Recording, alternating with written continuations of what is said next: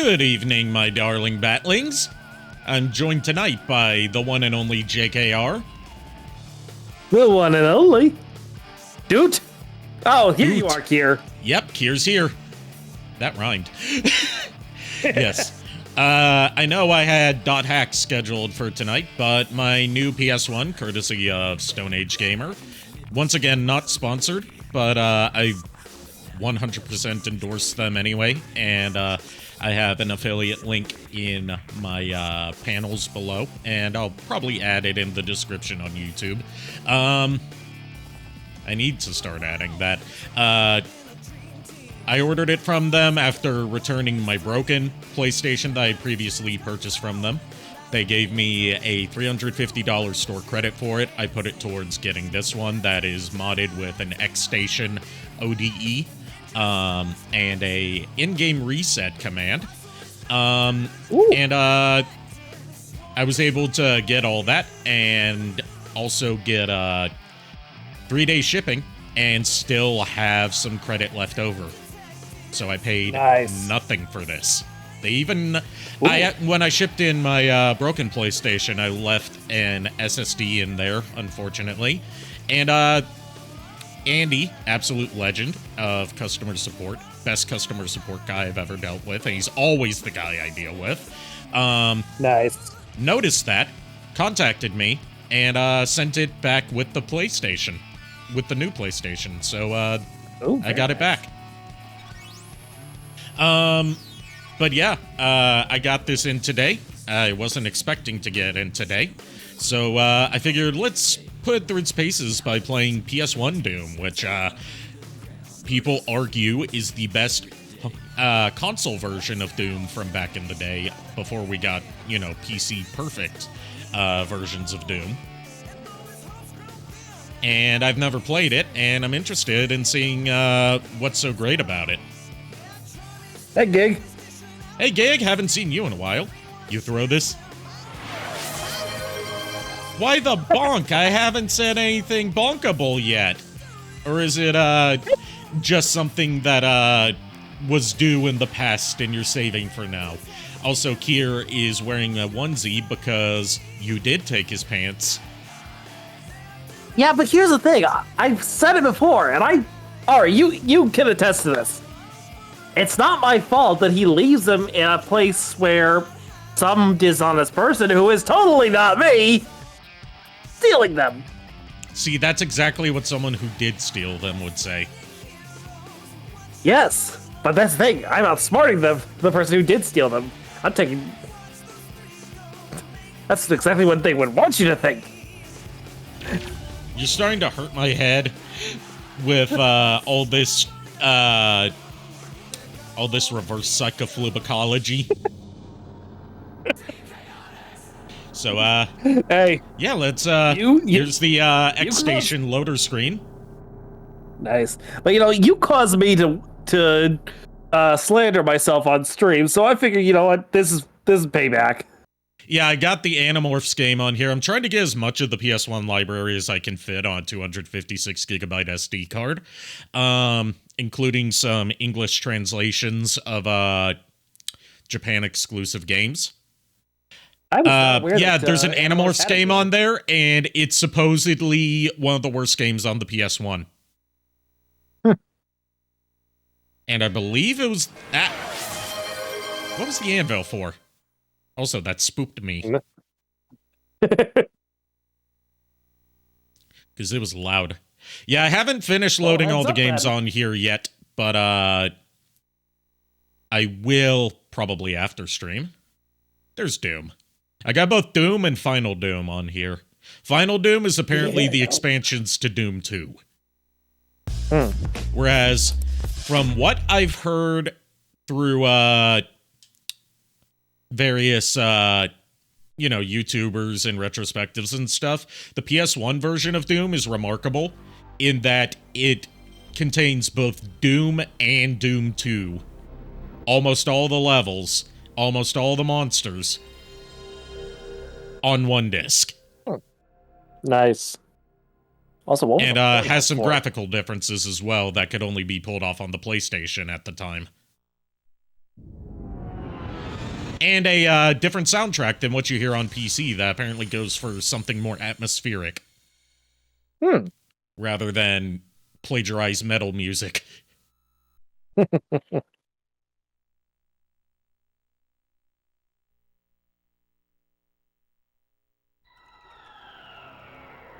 Oh, this is already a different title screen.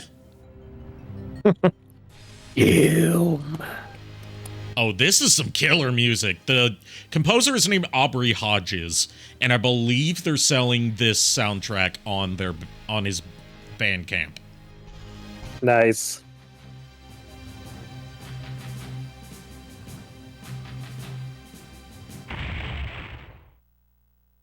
I'm gonna turn up the capture card volume a bit, because this game's quieter than I expected. A game being quiet on your stream when you first booted it up? That's rare. There we go, that should be good. Yeah, we got Ultimate Doom and Doom 2. We got difficulty selections. Let's see what our button layout is. No, well, triangle for attack's not going to work. Square's going to be our attack button. X is going to be use. Circle is going to be speed. Triangle's going to be strafe on. Even though we shouldn't need it. We should be able to circle strafe with this. Even though we're limited to D-pad controls. Which is remarkable. If I had at least a nickel for every time you boot up a stream and the opening sounds are quiet, I'd have at least 2 nickels, which isn't a lot, but it's weird that it happened twice. Anyway, let's start our trek through Mars. Oh, this runs well for a PS1 first-person shooter. Ooh. Also, Doom console ports at the time were kind of known for running like shit. Definitely a different soundtrack. We don't hear that iconic E1M1 theme. A lot more droning. Different sound effects for picking stuff up. Colored lighting, which is interesting. Adds a more oppressive atmosphere. Yeah. They removed the pillars over here, so the first secret, I don't think is accessible that way. It's where it would open a secret door here when you pressed a button on the pillar that leads out into the courtyard, and then you can get to the end and get a armor pickup that gives you 200% armor all within the first few seconds of the stage. Nice.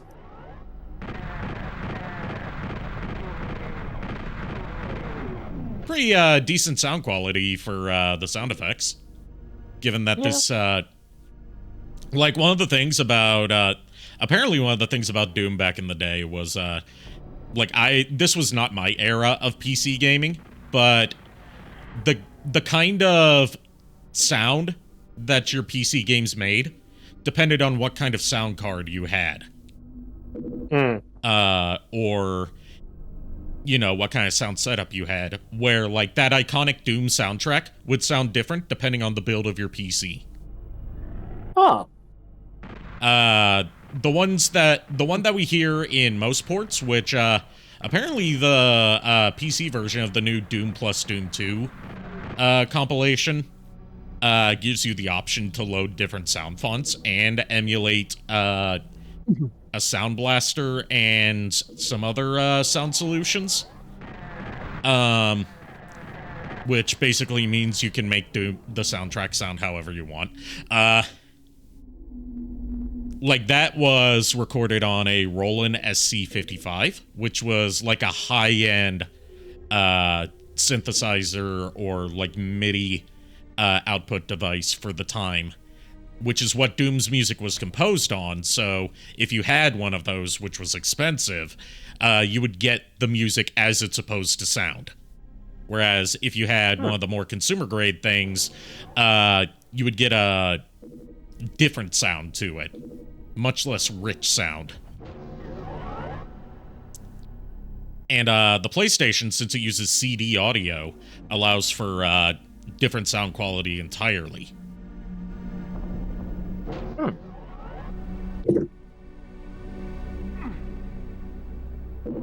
Yeah, I'm noticing a lot of like colored lighting effects here that are pretty cool. Like this radiating green coming off the slime.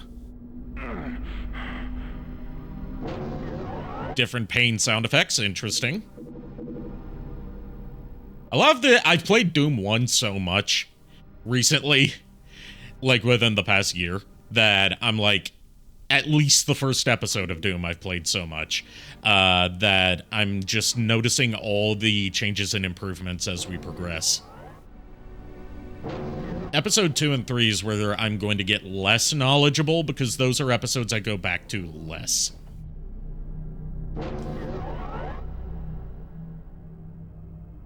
We also got this, like, sort of strobing red light here in the exit room. I like the lighting in this game. It really makes it feel like... It goes for a different vibe, where instead of, like, you know, rip and tear until it is done, it's a lot more kind of horror-ish.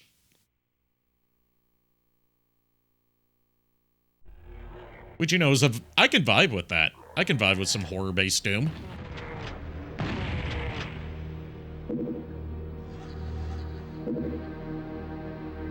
Are gummies legal in my state? Just curious. Delta 8 and CBD gummies are legal. Straight up marijuana gummies are not. Like, they're so legal in my state that there's like 5 dispensaries near me that sell Delta 8 and CBD stuff. Okay, the texture on this secret wall is different than it is in the PC version. It stands out more.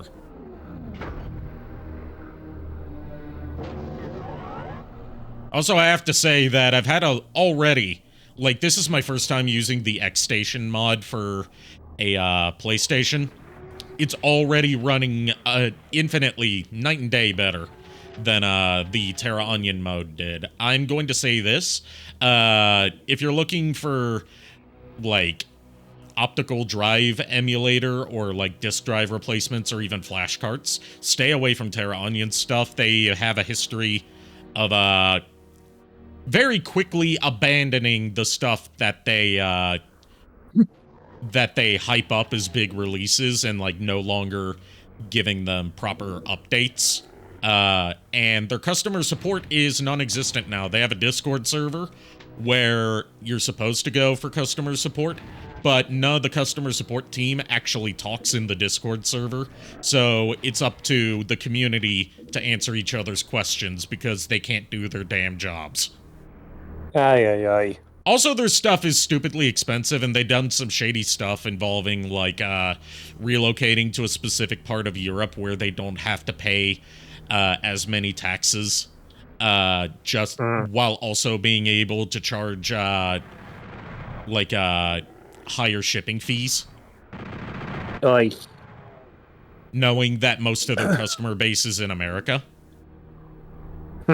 Yep. That's fucking stupid. It's also, like, I have one of their flashcards, the Mega SD. They have 2 versions of that. The version that I have has had no firmware updates in about 7 years. 5 to 7 years, depending on when it came out, because I got, like, the first batch. And the competitor to it, which was not out at the time, but is now, the Mega EverDrive Pro, is cheaper, more easily accessible, since you don't have to buy it through either licensed retailers or their website. You can order it from America without ridiculous shipping fees. It has more frequent updates and is still getting frequent updates. It's, I don't know if I already said this, but it's cheaper to buy just the base price. And it does more. And it's more reliable. I wish I had gotten that instead. Like, I just held out until that came out, instead of jumping on the Mega SD. But oh well, I know now. I got burned by them twice, I'm not going to be buying from them again.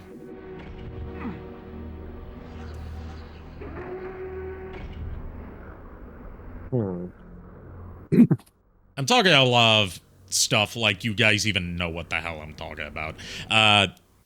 Sorry, I'm a little preoccupied because I'm trying to find. Let's just say a certain Discord user that I mentioned earlier that I wanted to warn the others about. I just need to remember. I'm trying to see what the reason for getting him for like what it was he did that got him banned, so I know Okay. what to inform the others about. Yeah, you want to be accurate in your ratting out of this person. Yeah, because as my father would always say, be firm and correct.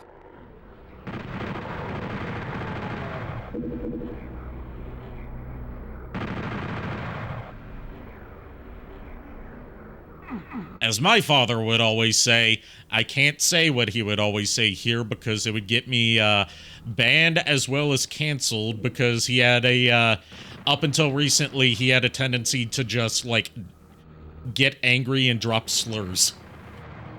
Ah, bye. Mostly during road rage. Basically, I learned all my naughty words from my dad. Except for the ones that I learned from the angry video game nerd. Fair enough. Because that man is a very cunning linguist when it comes to swearing. Ooh, we got some dark blue lighting in this area, whereas before it was just bright.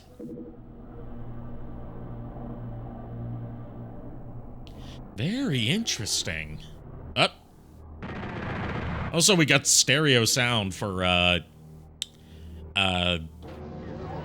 you know, all sound effects, and, that helps me figure out positionally where the monsters are with headphones on.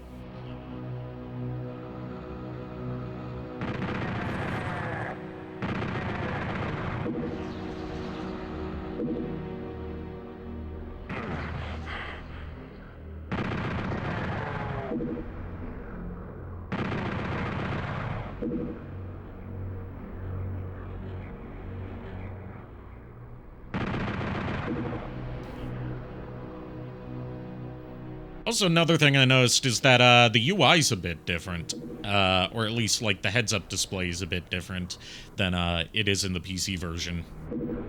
Like, don't really know how to describe it. I say PC version. I haven't played like the original DOS release. I've been playing various different source ports and re-releases over the years. But this is definitely a different looking heads-up display. Like, the keys are drawn like actual keys instead of just cards.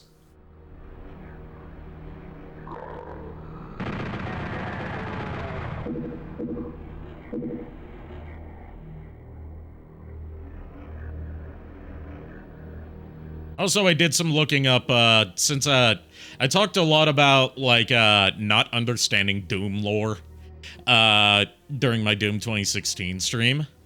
I looked up some stuff, and I think I've got a grasp on the timeline now.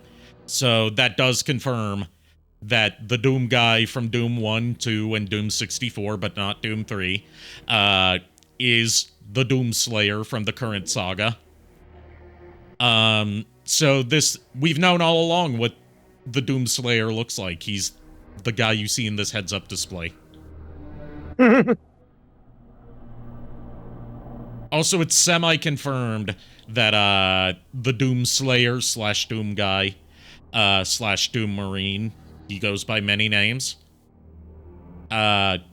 is a descendant of both id Software's original mascot platformer for the PC that basically made a name for themselves when they were starting, Commander Keen, but also a descendant of Blazkowicz from Wolfenstein, the main guy from Wolfenstein.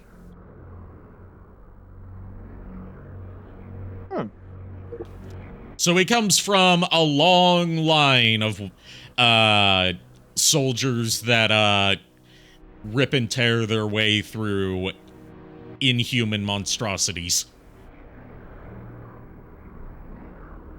Just different kinds of inhuman monstrosities in Blaskowitz's case, given that he was in World War II.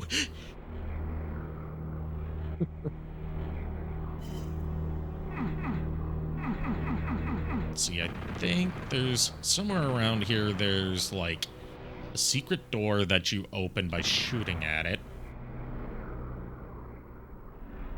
It's harder for me to figure out exactly where that is, because, you know, the lighting's different. Yeah.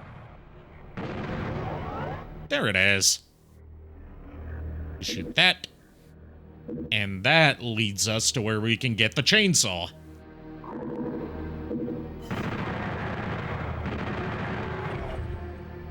Let me see, do I have a map? Yes, I have a map. I gotta look at that more often.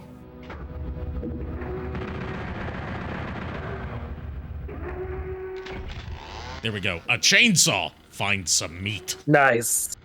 This is basically gonna be our new melee weapon instead of punching. Use it in case Nice. you run out of ammo.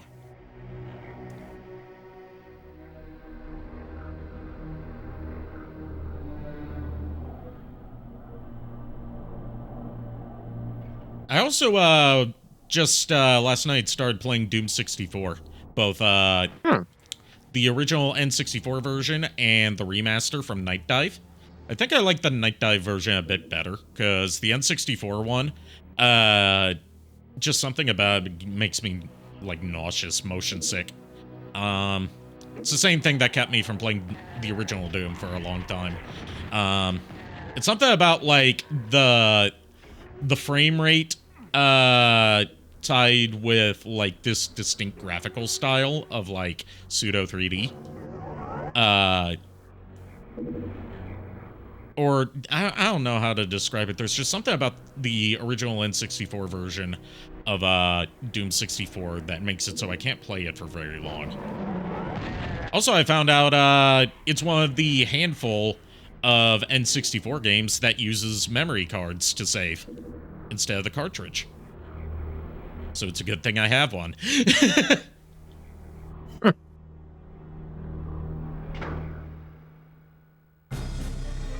There's a game I can't play for like 30 seconds because I get a headache and get dizzy. I think one was Octopath. The pixel art does too much on my eyes, and I think the other game was AMD, a rhythm-based game. Okay. Yeah, I haven't played any of those HD 2D games from Square Enix, like Octopath and Triangle Strategy, stuff like that. So I can't say for sure how that affects me. But that, like, given that's pixel art running in Unreal Engine 4, which I don't know how the hell that works,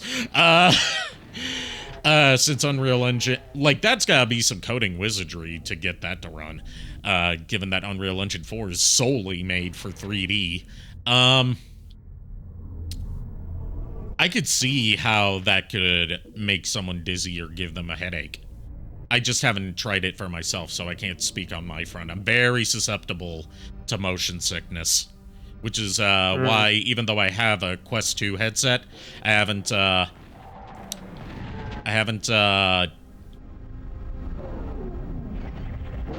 done all that much with it, apart from like a handful of games that I can stand to play from beginning to end, because I'm very susceptible to motion sickness, and even with advancements in VR, that's still a problem that hasn't been solved yet, and I don't think will be solved for quite a while. That one's not even an issue of like, oh, the graphics are wrong. It's like, it's your brain that causes the problem. Because it's like, your brain sees when you're in a VR environment. Your brain's like, hey, all the stuff that my eyes are detecting says that I'm standing and I'm walking around or I'm running, but my body is saying that I'm sitting down. So the solution to this is to eject the contents of the stomach.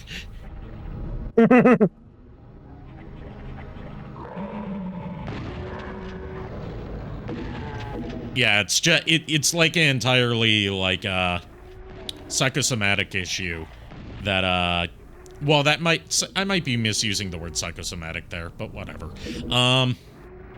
You know what I mean. It's an entirely like brain-based issue that isn't that's like not easy to solve with just advancements in tech without like some sort of quantum leap forward for VR.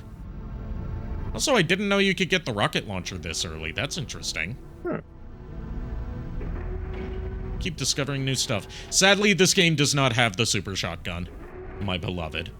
Cause actually, no, it might once we get to the Doom 2 part of it, which I'm dreading ever having to stream Doom 2, but this version of Doom 2 apparently is missing some levels, so that means it'll be more tolerable for me. Because the less Doom 2 I have to play, the better.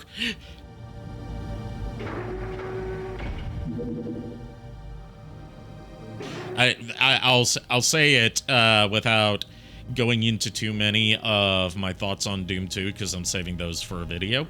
I keep saying that, and I keep like as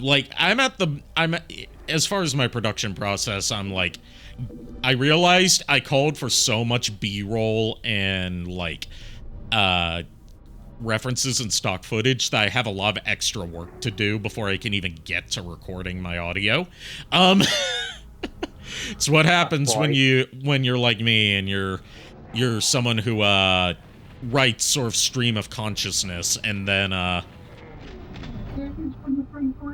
instead of like having a defined structure to what you're writing pre-planned out, or at least when it comes to reviews. Okay, so they removed the pit that's in the center of here. But yeah, without getting too much into my specific thoughts on Doom 2, I don't like it. No, sir, I don't like it.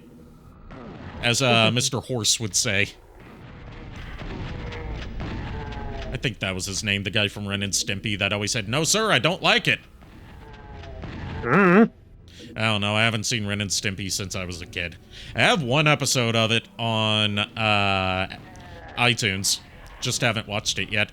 Which is kind of sad because it's the Happy Happy Joy Joy episode. The only episode that you really need to see. Because it's like just the defining episode of the series. And it's paired with the episode about space madness.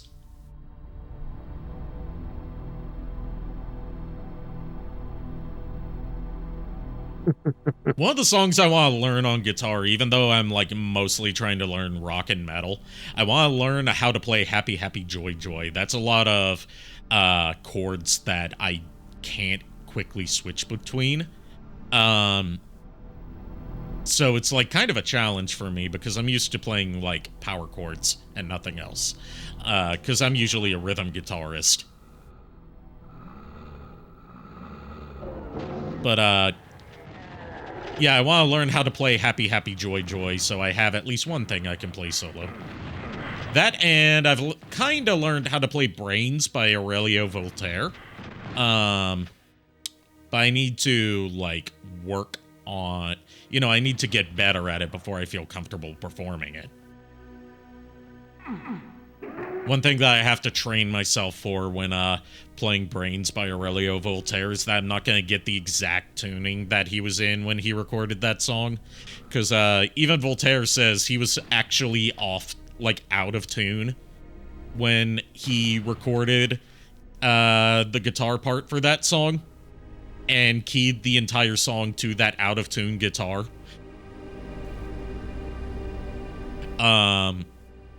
And he can't get that exact out-of-tune tuning to match it again because it was, you know, complete accident.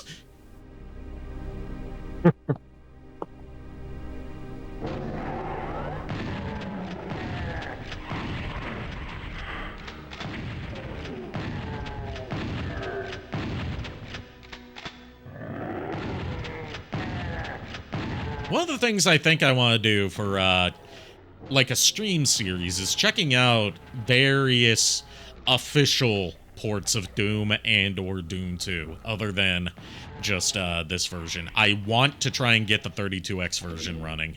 I've had trouble with that so far using my Mega SD. Again, kind of shoddy product in the long run, but I may just have to bite the bullet and buy an actual Doom 32X cartridge. I don't think those go for very much.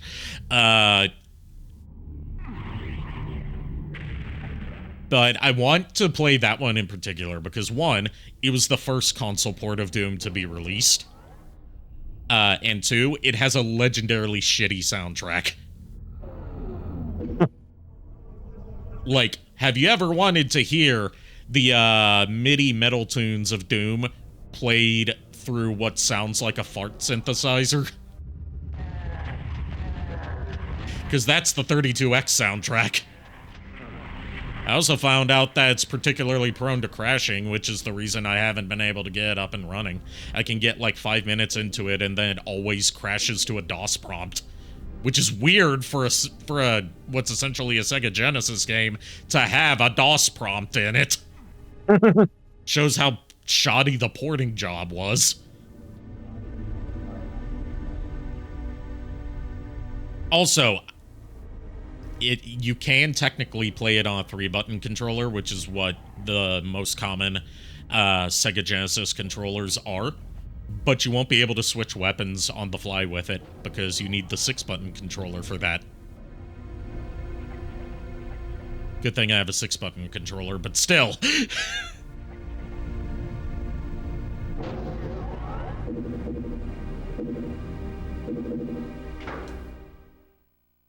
Oh yeah, I pissed some dude off in the Pokemon community. Want to know how I did it?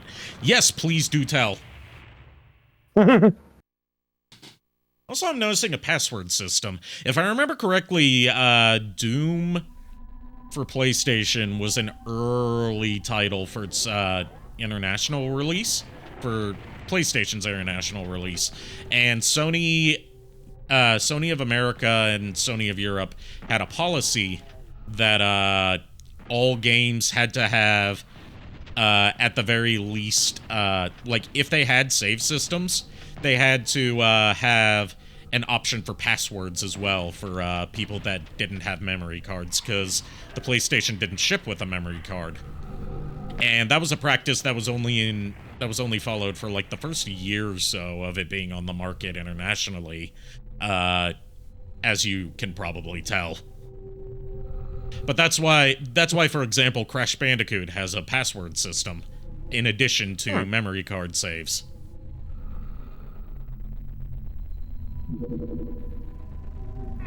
And then Crash 2 and 3 don't have passwords, because that was no longer a mandate.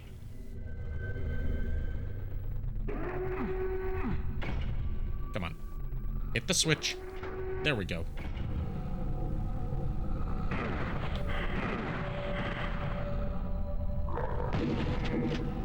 These are a lot of areas I've never seen before.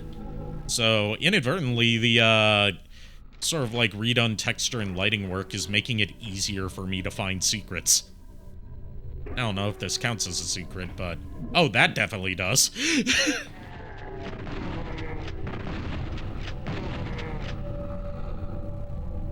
I said for someone playing the game for the first time, I recommended a type and set a Pokemon on a whim and made the guy super mad because he started giving competitive information for a guy playing casually. The guy never even gave him on for the casual playthrough. Yeah, if the dude's just playing it for the first time, they don't need to worry about competitive viability. Because all the whole, like, metagame and tourney scene stuff doesn't factor into a casual playthrough for someone who's playing it for the first time. Now, if they said, I'm looking to play competitively, what's a good type and Pokemon for a beginner in the competitive scene, that would be a different issue entirely. That's part of why I don't like online Pokemon discourse. Well, there's a lot of reasons I don't like online Pokemon discourse, but one of them is, like, you got all the competitive bros that are just kind of ruining it, in my opinion, for people that just want to play casually. Because, like, you get looked down on and shit-talked if you don't like dedicate most of your playthrough to like IV and EV training and all that kind of bullshit and breeding specific Pokemon and all this kind of shit. It's like, my brother in Christ, I just want to beat the gym leaders and Yeah, right. and catch them all.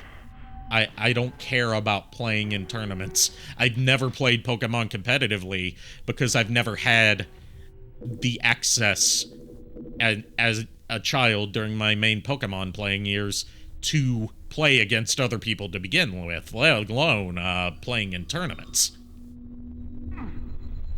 So I'm at the age where I'm like, I am past the point where I could possibly care about, you know, building the best metagame strategy or best meta game compatible team of Pokemon. I'm like, I just want to play the story. What little story I'll be Pokemon RB. has, I have to. Sorry, dude. Yeah. Sorry. I gotta let you know. I'll be RB. My mom needs me to go grab something for her, so I'll be right back. That's fine. But yeah, I hate that the competitive bros are like, they're so toxic towards casual or new players. It's the same thing with Super Smash Brothers, where it's like, you get all these people that act like if you don't play Melee, and if you don't exclusively play Fox and Falco, and if you don't know how, and if you don't always use a wave dash in your playthrough, then you're playing the game wrong, where it's like, I'm just playing to have fun, maybe play with my friends. That's it. I'm not trying to be the best player in my region or win a cash pool. I'm just playing. You posted it in chat so I can laugh at it later. I'll check it out. Also, Kier, I wanted to say, because my, you know, I no longer have my original PlayStation that had a disc drive. Well, technically I still have it, but the disc drive doesn't work anymore. You know, that whole thing. I have a copy of Tony Hawk's Pro Skater 2 for PS1 that I can send your way if you want it.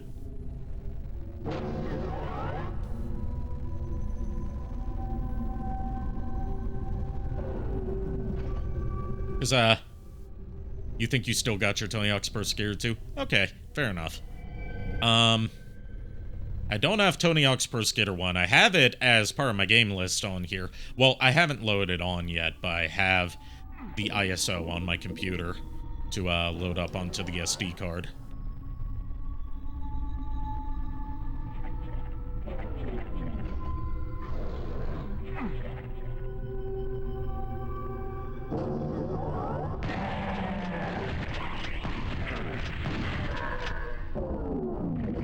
You know, you have the disc book, you played it so much with your old bud back in the day. That's awesome. I never got into Tony Hawk's Pro Skater, because, I don't know. I don't know why. It feels like something I would have liked to play, but I just never tried it. I totally could now. It's not like they're hard to get a hold of. Apart from Tony Hawk's Pro Skater HD, which is long been delisted, although I think I have a workaround for that on my PS3 at least. And Tony Hawk Ride and Tony Hawk Shred are also going to be hard to get a hold of in playable condition because they use that stupid board accessory.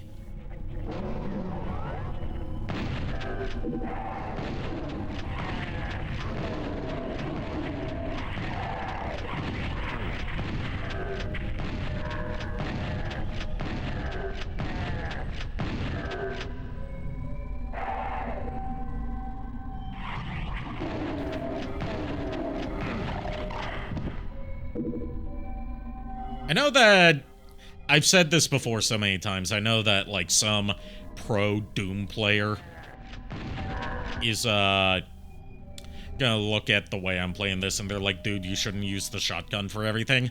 I like the shotgun. It go boom. It go bang. It go pow.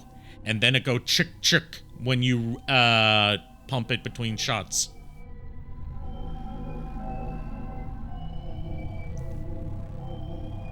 Also, it is my boomstick.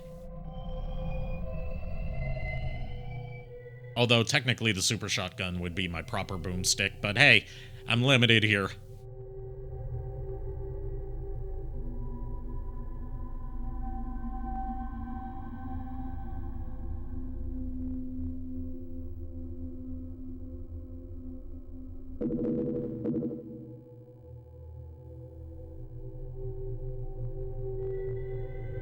We couldn't get past France, so we used cheats and new. Ah! What is a man? Yup, Alonzo! Haven't seen you in a Miserable while. little Thank you for the secrets. raid.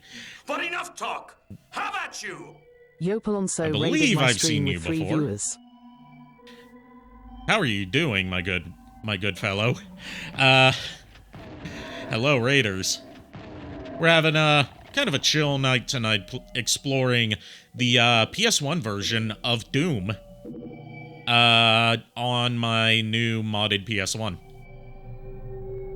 And just sort of reminiscing on 90s nostalgia, kinda. That wasn't the point of the stream, but that's what it ended up becoming. You finished Rechain of Memories? Awesome! Oh, God. I had the toughest time with Rechain of Memories at first, because I was trying to play it like a standard Kingdom Hearts game, but, like, you really do need to play it sort of like a card game, or at least I thought that, until it turns out once you learn some easy-to-execute sleights, you've basically broken the game in half. Especially when you do Riku's story. Just learn your sleights and you'll be good.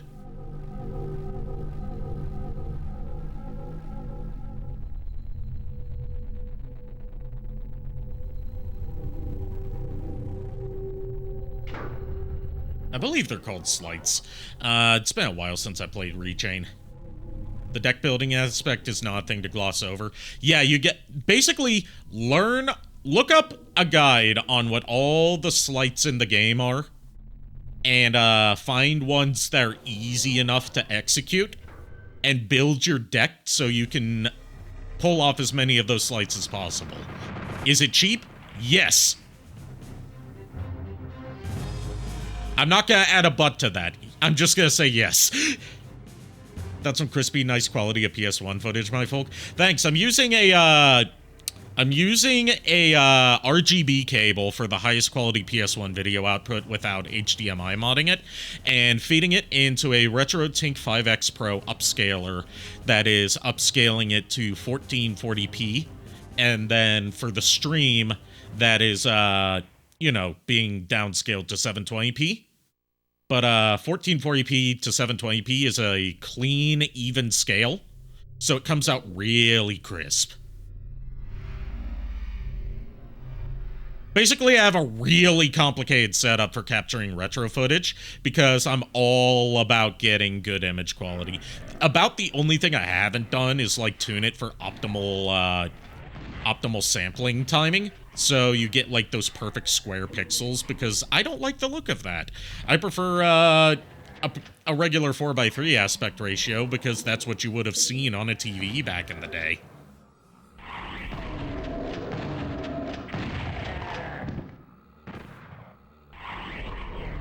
No setup is not complicated enough. I agree.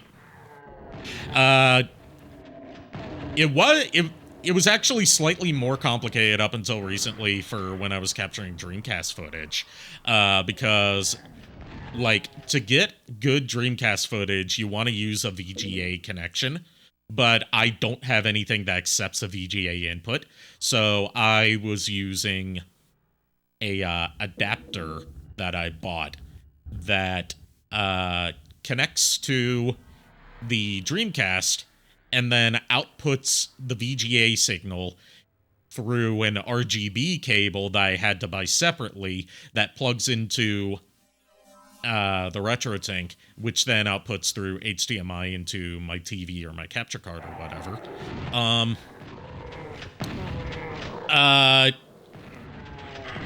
But I simplified that by buying an RGB cable that has just does all that together and has a switch that lets you output 480i instead of 480p for the small handful of Dreamcast games that don't work at all with 480p, stuff like JoJo's Bizarre Adventure and all the SNK fighting games. Basically just fighting games. Don't like it when you output through 480p. Like, even on a regular, without using this kind of pass-through, if you were using a VGA cable to play those games, you would get an error message that said that you're using the wrong kind of video cable. My setup now has the perfect form to capture iPhone footage from your 13 mini. Awesome! I've got a little bit of a setup for that in that I've got one of those Thunderbolt to HDMI adapters. It's just I haven't really done anything where I've had to capture either iPhone or iPad footage yet. I have some ideas in the future for my reviews at least. Like, I know that I want to review all the Mega Man X games because I love Mega Man X. I love Mega Man in general, but especially X and Legends. And as part of a video on Mega Man X, I want to cover that god-awful iPhone version of Mega Man X1.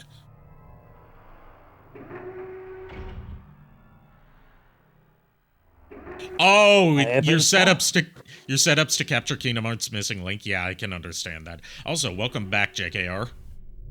We got raided. Falling for 30 minutes. Yes, I see that. I fell for hours. Hours, long time.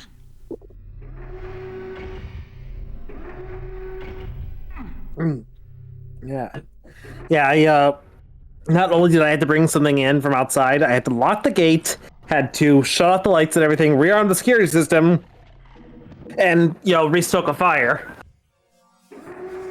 Just to make sure Widget was nice and warm downstairs. But JKR, playing with fire is bad. What if I told you it was a controlled fire within a fireplace, a cast iron buck stove? Is Widget at least comfy in front of the fire? Because I know my dogs used to be comfy in front of the fire.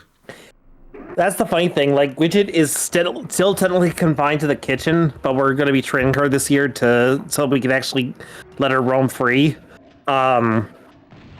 But what I've done is, like, the fireplace is actually in the room next to the kitchen, so the heat kind of travels throughout the house on a lower floor.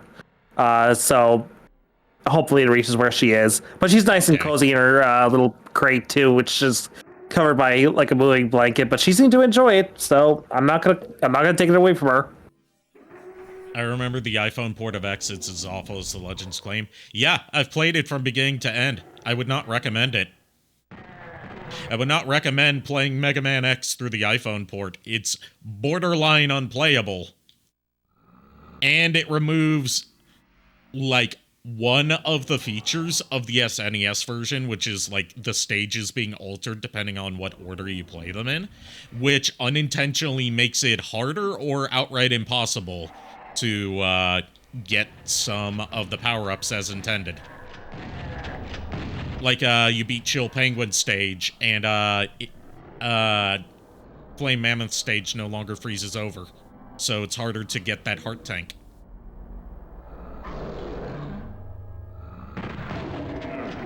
And I don't think the Hadouken is in it either. Because, God, imagine trying to put in a Hadouken, quarter circle, punch, like a Street Fighter command, using a virtual D-pad on an iPhone. That makes me sick thinking about it.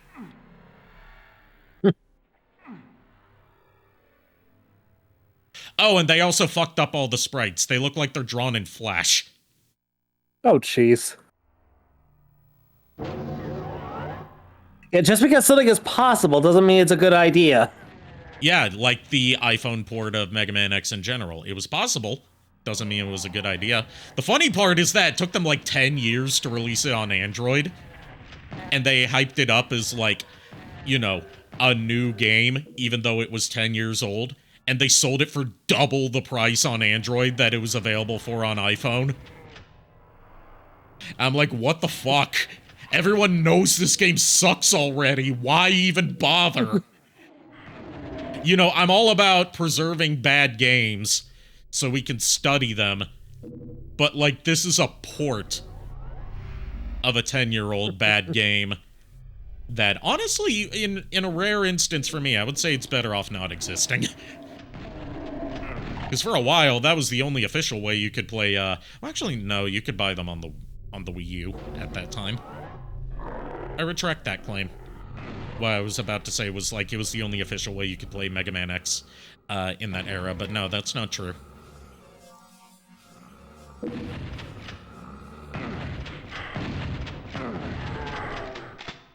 There was also that X collection for the PS2, which, absolute mad lads that Capcom are, they're still printing new copies of some of their PS2 games that you can buy brand new, not reproductions, brand new, on sites like Amazon.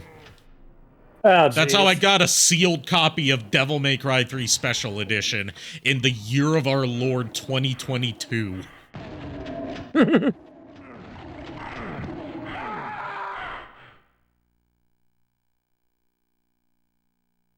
Yeah, Capcom and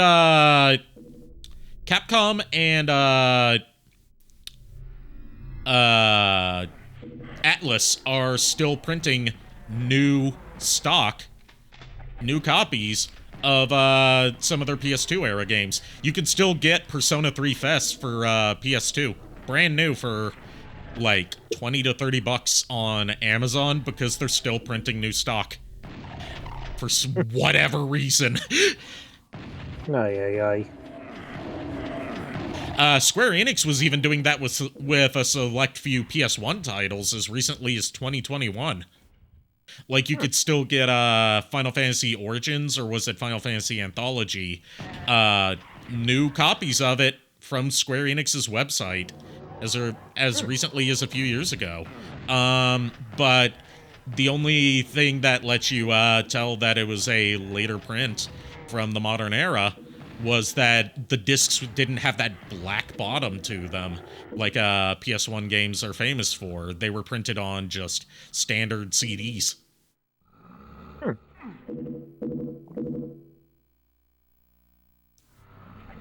You can still buy physical prints of Kingdom Hearts 2 and Rechain of Memories from the Square store. Yes, that is true. I think you can also buy Kingdom Hearts 1 as well. You can also buy, like, the funny thing about Capcom's reprints is the only Devil May Cry game of the PS2 era that you can't buy a new print of officially from Capcom is Devil May Cry 2. And they know goddamn well why that is. Because no one likes Devil May Cry 2. Devil May Cry 2 is the only one I had to buy used.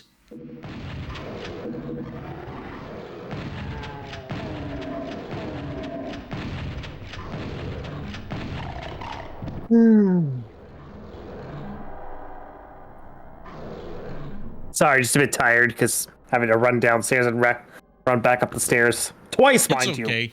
you.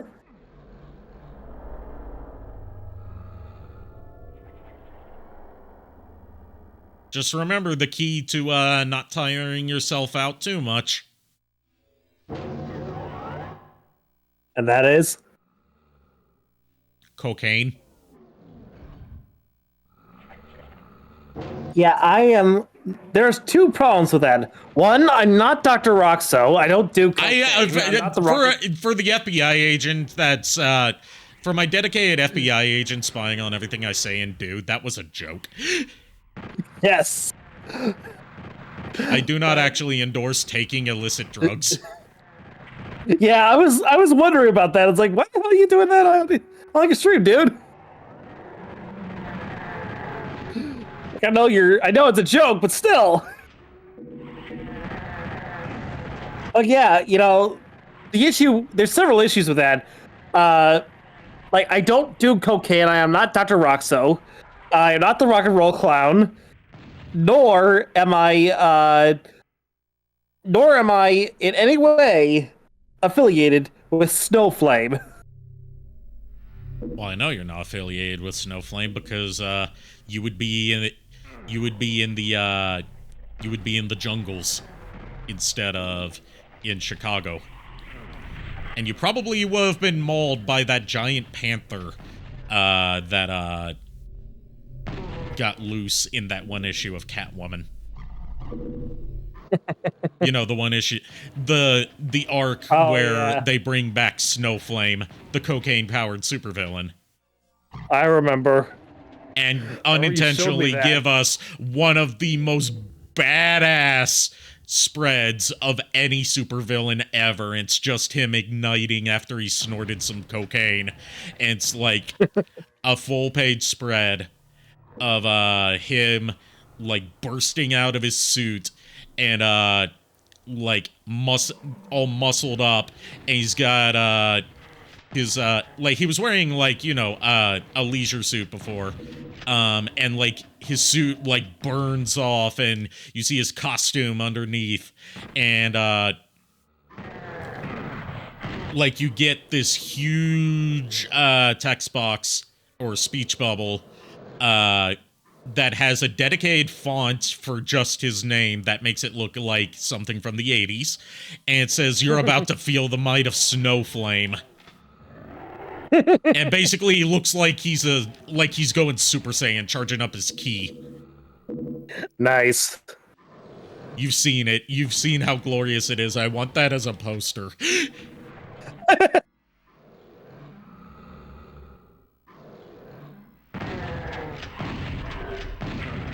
Even ignoring the fact that the color scheme and layout of his costume makes him look less, you know, cocaine and fire themed and more Canada themed. Yeah. Let's see. We're talking a lot about cocaine tonight. I don't know why I went on that tangent. I've never done cocaine, and I don't plan on it. Yeah, no. The only coke I intend on indulging on is, you know, a drink, Coca-Cola. But, I'm more of a Dr. Pepper guy anyway. I don't even drink the name brand sodas as much as I used to anymore. Occasionally, I just go for like some small company, like I don't remember what the company's name is off the top of my head. I think it's Hanks. That was the brand name, Hanks. Do they sell propane and propane accessories? Not that I know of. But they make a really good orange cream soda.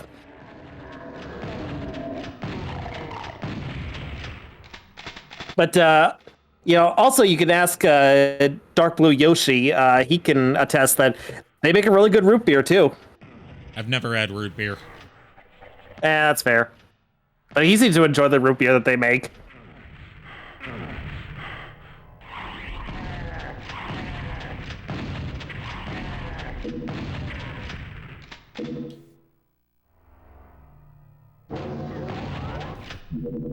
I keep meaning to buy some more gamer subs. Speaking of stuff that gives you energy, that not necessarily is cocaine, but still. Also,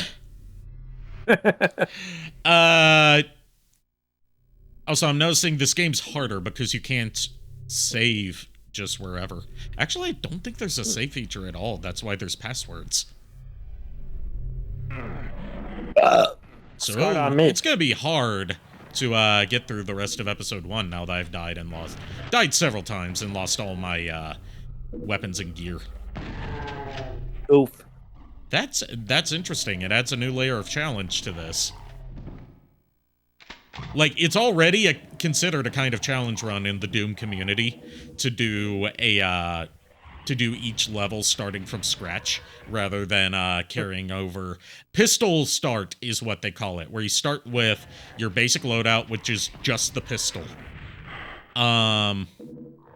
It's already considered a challenge run to do every level as that. This port, and maybe other console ports as well, I haven't really checked them out, kind of forces you to do pistol start runs if you die. Because there's no quick saves. No saves at all. That is interesting.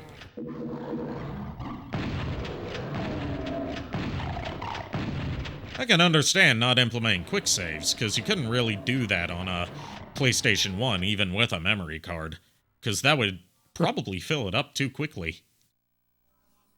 They only had, what was it, like 4 megabytes of space on them? I can't remember. I'm not expecting you to know, JKR. No, I'm just as close as you are, dude. I know that the PS2 memory card was 8 megabytes.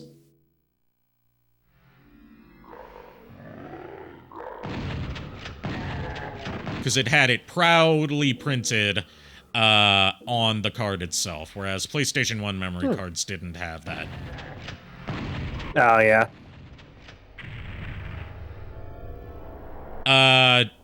No, that's... PS2 memory cards were 8 megabytes. PS1 memory cards were smaller than that. They were, I think, half the size, so it would probably be 4 megabytes. I know that with PS1 cards in particular, if you... Like, they did... Third parties made bigger memory cards than the standard ones, so it's possible you had an 8 megabyte one.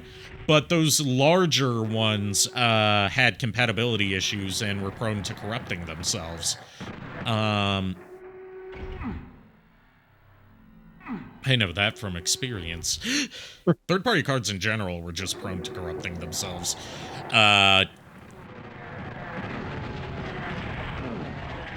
I would know, because I had one third-party card that my mom bought for cheap at, like, Walmart or something. And it would never retain my saves. It would always wipe itself, because it was a dud. And that was the risk you took with third-party memory cards, was they very easily could be duds. Oh, yeah. Whereas with the first-party Sony ones, they were guaranteed to work. I remember, I think, I went through like several PS1 consoles until we finally realized that the controller and the memory card were both third party. Yeah, third party. God. The age of third-party controllers universally being considered shit instead of just being, you know, cheaper alternatives to the expensive first-party stuff. I don't miss that. The era of, like, Mad Cats. You know, everyone who was, like, really into gaming in the 90s and needed a second controller, they fucking knew Mad Cats. They probably had a Mad Cats controller and they hated it. And that's kind of sad, because apparently Mad Cats made some really good fight sticks in the PS3 generation, and some good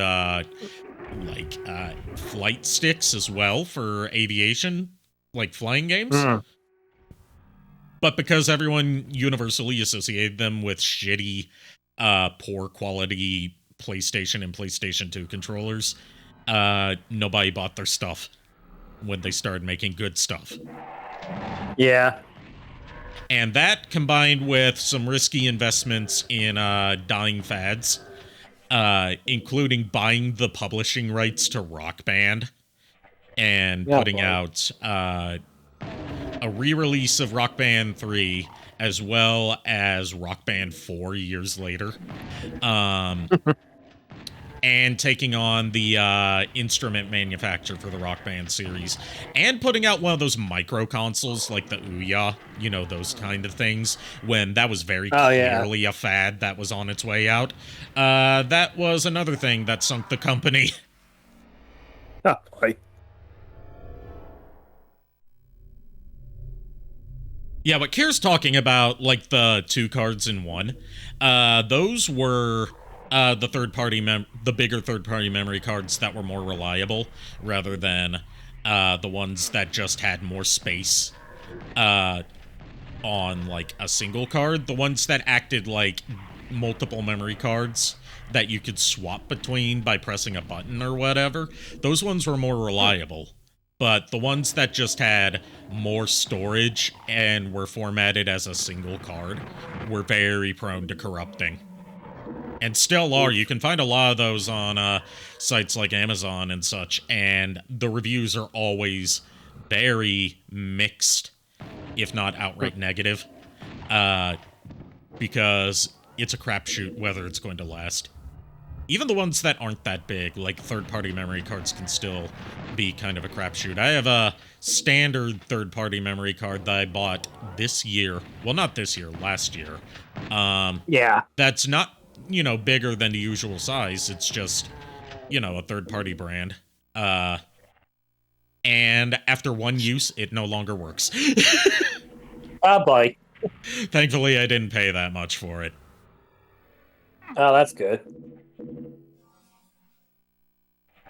But right now, I'm using... I thought mine was broken, but it turns out no. It was just the console that was giving me problems in the past. Right now, I'm using a MemCard Pro by 8-Bit Mods, I believe it's called. I believe that's what the company is called. I'll have to double check. It is a PS1 memory card that, and they make ones for PS2 and ones for GameCube, and they're working on one for the Dreamcast that includes the screen, but it's a higher resolution screen. It's FPGA based, and if you know anything about FPGA, that basically means it's techno-wizardry that allows it to do whatever you program it to do. And not only does it save your saves to a memory card, so you can theoretically have infinite storage, but also it has a web-based manager for save files and allows you to dedicate entire virtual memory cards to just single games. Good. So you don't have to worry about your virtual memory cards filling up too much. You can have like a dedicated virtual memory card on your SD card for just like Crash Bandicoot Warped. Nice.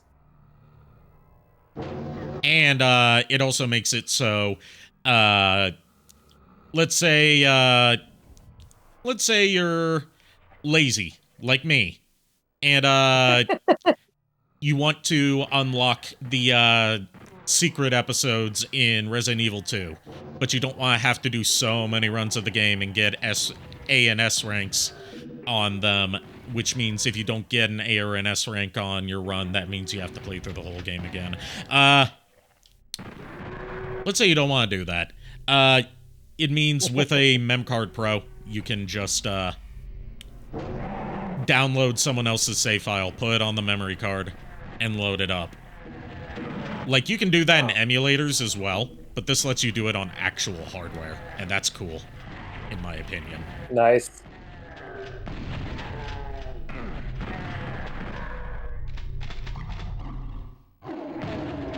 It also has a feature where if you're using, like, say, an X station like I am, which replaces your disk drive with an SD card reader, and it's one that's compatible with, it will display... It has, like, a little tiny little OLED screen on it, and it'll display the name of the game that you're currently playing. Nice. Completely unnecessary, but I think it's neat. Yeah. You just think it's neat. Yes. That's understandable. Understandable. And the new version that they have, the MemCard Pro 2, works on both PS1 and PS2. So that would probably be the one to go for if you're looking to get one of these. They're currently waiting on, like, all the stores that sell them are currently waiting on their next shipments. Because, you know, this is a small company making these. Yeah. So they can only order them in batches rather than having, like, a huge stock of them. Oh, yeah. But you can get them at Stone Age Gamer, and there's an affiliate link in my description, or in my panels on on Twitch, and it'll be in the description on YouTube. You can buy a Memcard Pro 2 on there, or at least put in a pre-order for it for when they come in stock. And I'll get a little kickback from that if you use my link. Nice. Stone Age Gamer is also where I got my modded PS1, and they are absolutely wonderful. Not sponsored, but I genuinely love their stuff and would love to be sponsored by them if they ever decide to do sponsorships. Yeah.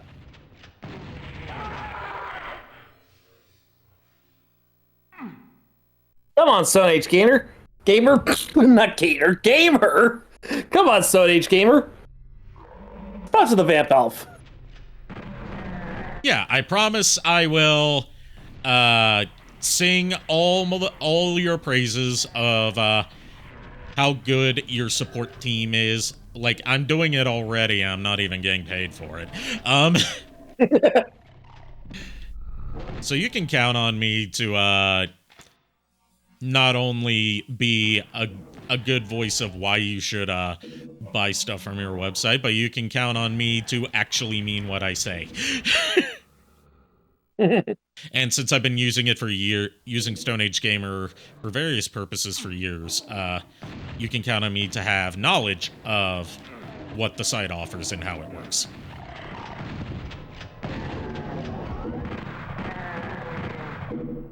Also, shout out to Andy from the customer support team.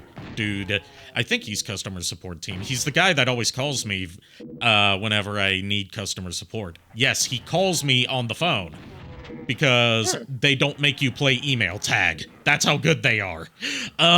Nice.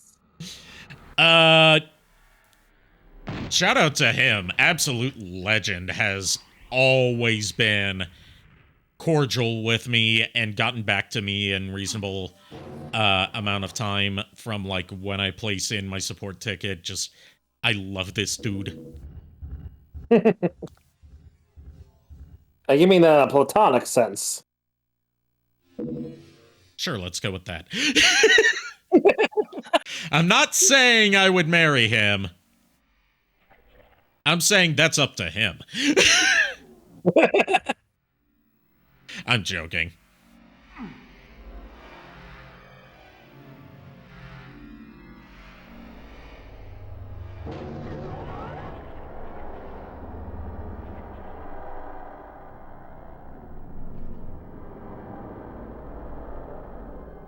You posted the memory card you were talking about in our DMs. I'll have to check that out.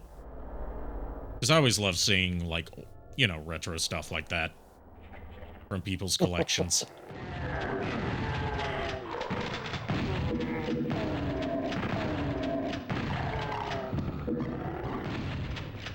Hey, Shadow Dragon, how's it going? Haven't seen you in a bit. Hey, Shadow Dragon. We're just having a chill night, ripping and tearing through PS1 Doom. And dying repeatedly because there's no quick saves here. There's no saves at all. There is no saving you. Apparently, Resident Evil Reverse is shutting down this June. That doesn't surprise me at all. That does not surprise me at all. I don't know why Capcom keeps trying to make, like, live service competitive multiplayer Resident Evil games when that has literally never worked for them. In terms of reviews or player base. It's Capcom. What do you expect? They don't learn from their mistakes. I mean, they do, except for that one particular mistake that they keep making over and over again. At the very least, they don't charge you for them because they come bundled. Like, Reverse came... Was Reverse the one that came bundled with Resident Evil Village? I can't remember. So many of these just have shitty similar names. Yeah. The only one they made you pay for was Umbrella Corps. Like, that one they intended to be an e-sport. And... You want to know how successful it was as an esport? There were never, to my knowledge, any competitive tournaments held for it. Given that there's a competitive tournament scene for Sonic the Fighters, That should say a lot about how little interest there was in playing Umbrella Corps, even for money. Yeah. Not surprising. You're good, just suckered into Ninja Gaiden 2 Black. I've been loving Ninja Gaiden 2 Black so far. It's like a good middle ground between Ninja Gaiden 2 Sigma, Ninja Gaiden Sigma 2 and OG Ninja Gaiden 2. Although, like, I finally found out why some of the graphics look a little weird. And I found that out from the recent Digital Foundry video on Ninja Gaiden Black 2. Or Ninja Gaiden 2 Black. God, these names confuse me. It's like, it's not an anti-aliasing problem like I thought it was. Like, basically the hair on characters like Sonya looks kind of weird. Very jaggy. And it turns out... Hey, Psionic Hex! Hex! You heard some... Haven't seen you in a bit. Either. It's like, the gang's all back together. Yeah. You heard something about Umbrella Corps? Yeah, we were just talking about why the fuck does Capcom keep trying to make live service competitive multiplayer Resident Evil games when it's literally never worked for them.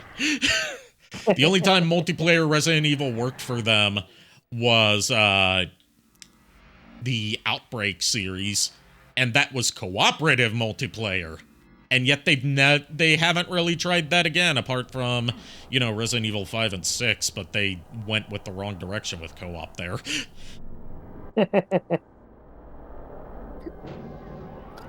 Instead of making it so you and your friend can team up to get in shenanigans, they made it so even if you're playing single player, you're saddled with a beyond stupid AI partner. I'm looking at you, Resident Evil 5 Sheva in single player mode. I beat Resident Evil 5 single player. I do not recommend doing that. I recommend playing with a friend by any means necessary, even playing with randos if you have to organize a meetup. Yes. Sorry, I don't know what got into me. I just started sneezing. Ugh.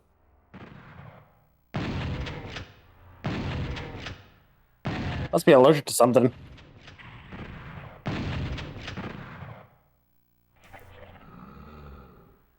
You did pro with the AI? Yeah, I think I remember you telling me that. It was hell, wasn't it? Especially when you get to that Wesker fight. Or, like, any of the parts that involve Chainsaw Majini in Resident Evil 5 are just... like, God help you. Or the chain gun guys towards the end of the game. Holy shit. Basically, there's so many sections that are borderline impossible if you're playing it single player. You're learning Shaggy's game got him bagging a cute cave girl from the prehistoric days? I'm sorry, what? Which Shaggy are we talking about? Scooby-Doo Shaggy, or are we talking, like, Mr. Bombastic Shaggy?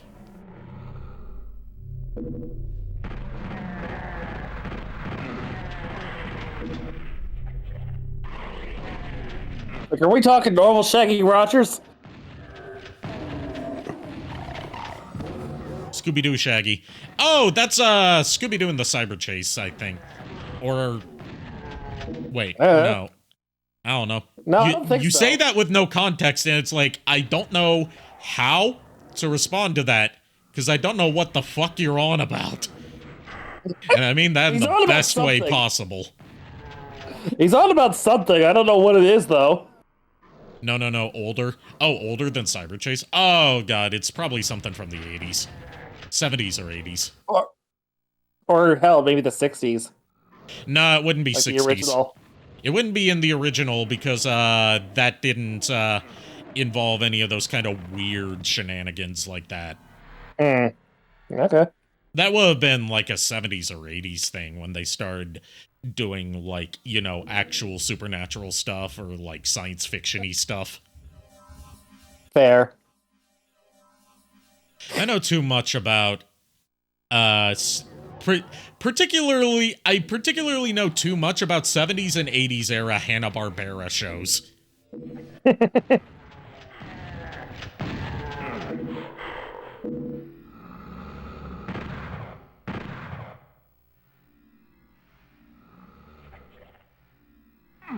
Like, one of the things in particular that I know is that there was, like, this decade-spanning attempt from Hanna-Barbera to, like, make this, like, specific cast of characters that were basically supposed to be, like, Hanna-Barbera's answer to the Addams Family or the Munsters, a thing. And they kept showing up specifically in the Flintstones throughout the decades, and they just never caught on, but they kept fucking trying it over and over again through various reinventions. They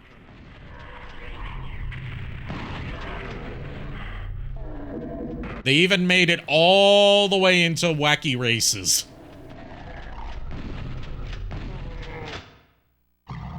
No, it wasn't Wacky Races, it was Laugh Olympics.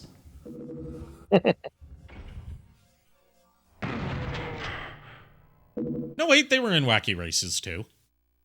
But, like, this specific failed concept that they kept trying over and over again, even though it never worked. Kind of like Capcom and multiplayer Resident Evil. You miss Wacky Races and Space Race? I never saw Space Race. I've seen bits and pieces of Wacky Races. Ah! No, I'm doomed! It's like a pun, only shit!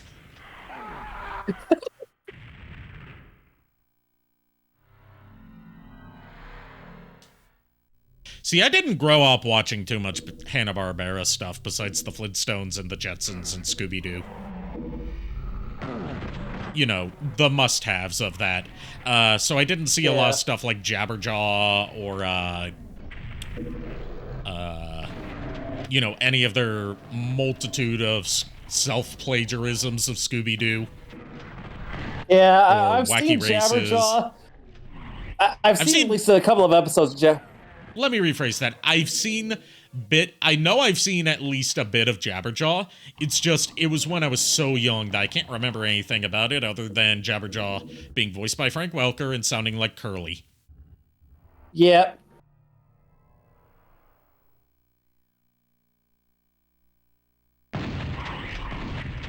Like, specifically talking like Curly. Yeah. Yeah, yeah, yeah. And that's the funny thing about Jabberjaw. Like, I loved him for the fact that he sounded like Curly. And I'm just like, yeah, you know, Curly's my favorite stooge. So, of course, you automatically love him. I didn't look at Discord. I don't know what the fuck you guys are talking about. Oh, no. I didn't even know. I am out of ammo. I am fucked. Not in the best way. Yeah, not in the fun way.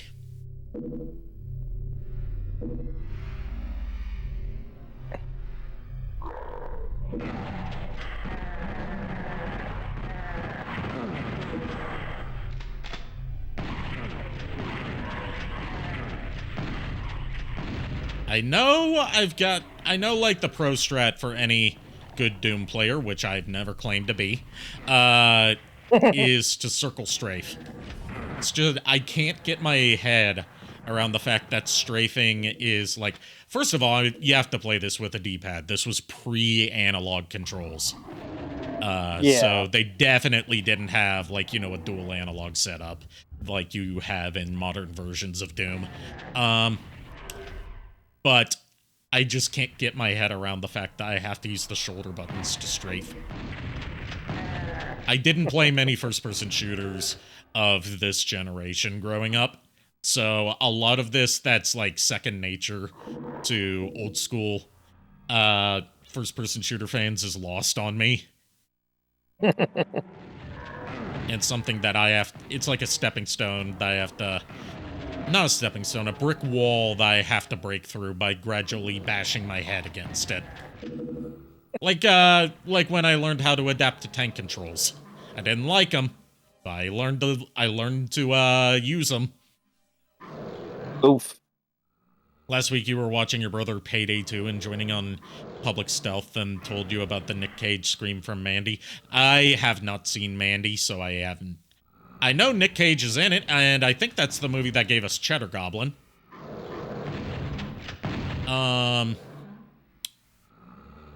But I don't know about the Nick Cage scream from Mandy in particular.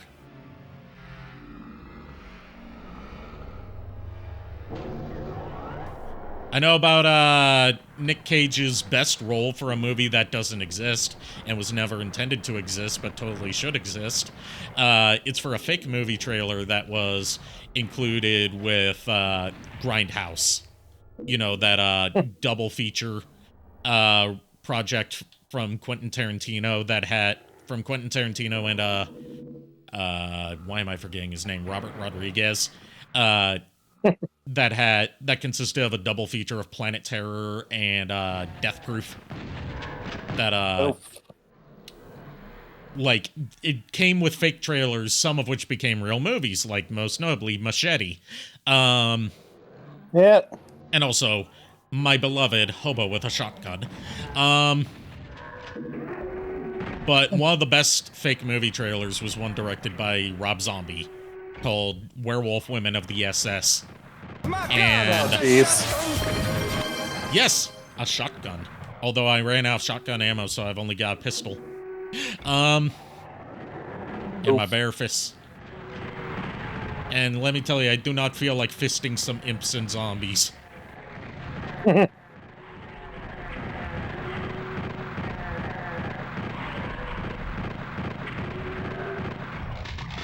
we go. Now I got a shotgun. But, Nick Cage is in that fake trailer for Werewolf Women of the SS. And he plays old school, extremely problematic, like stock Pulp Fiction villain, Fu Manchu.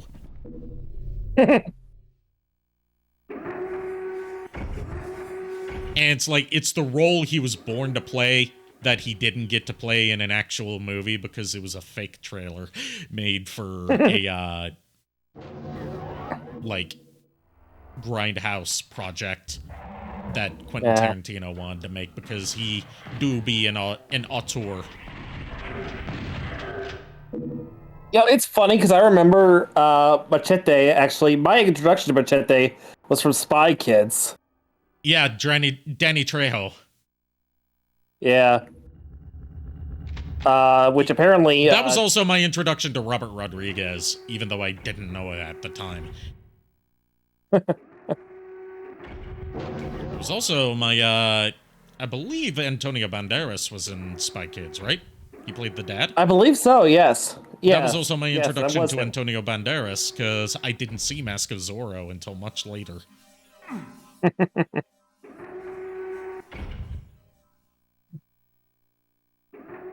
And, you know, this was also pre-Shrek 2. Yeah. One of the greatest cinematic masterpieces of our time. Shrek 2. Shrek 2? Shrek 2. Okay. I mean... I'm not even saying it ironically. Shrek 2 is genuinely one of the best movies I've ever seen. I mean, I don't think I've ever actually seen Shrek 2 now that I think about it. You haven't seen Shrek 2? I think I've only seen, like... I've seen Shrek, and I've seen Shrek 3, but I think I skipped 2. I don't know why. How do you skip 2 and instead see the utter disgrace that is Shrek the Third? I don't know, dude. You wound me, sir. Dude, I don't know, because the first time I saw Shrek I was at a day camp when I saw it, because it was raining one day, so we watched it inside. I saw all of the Shrek movies in theater. Because I lived in a town that had a lot of theaters. Fair enough. In fact, there was a period where I lived within walking distance of a movie theater. Oh boy. Yeah. There's, apparently from what I understand, I do live within walking distance of at least one theater, but I'm like, yeah, I don't really want to walk in that area. Well, this was also like a swanky area. Fair enough. Like a it was totally safe for like a kid to just walk around on their own. Yeah. Understandable. Also, the fact that I don't live in a major city, it was like a suburban area. Yeah. I've never lived in a major city. I've lived in college towns, but that's about it. Yeah. And I've lived in rural areas as well. When I lived at my grandparents' place in a bumfuck nowhere town that apparently is in the process of being gentrified since we left. Oh boy. I'm not a big fan of gentrification. I mean, I think there's an extent it works, but, you know. I mean, there's some aspects of it that I see as positives, but then there's the whole, like, you're gradually losing the cultural root of the area. Yeah. And that obviously sucks. Right.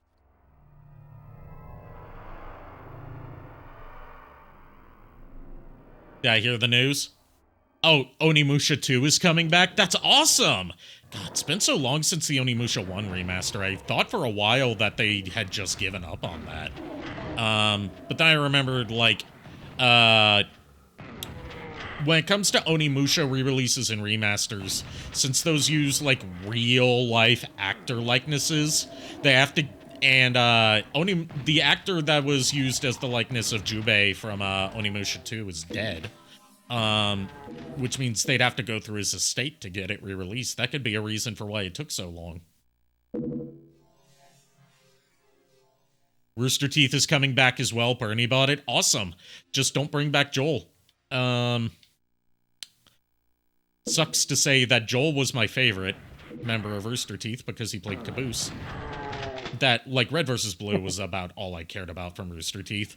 And early Death Battle. Yeah. Turns out Joel Heyman, who was rightfully kicked out of Rooster Teeth for various reasons, is an absolutely insane person who, you should not be a fan of. He's into all sorts of, like, batshit conspiracy theories. Oh, geez, he's one of those. Okay.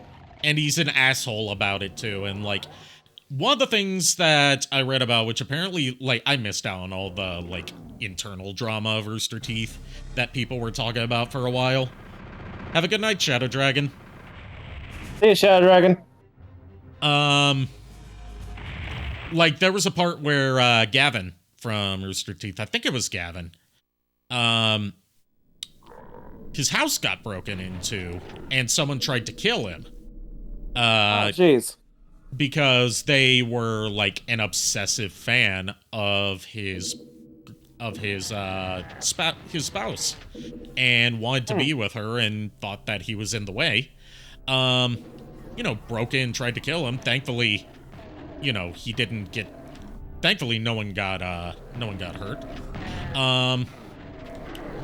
And Joel's response to that was to basically mock him for being in support of, like, gun legislation.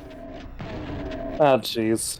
Saying, like, this never would have happened if you had a gun. Oh, boy. It's not. And apparently the straw that broke the camel's back for him getting fired from Rooster Teeth was he just straight up stopped showing up to work. Yep, that'll do it.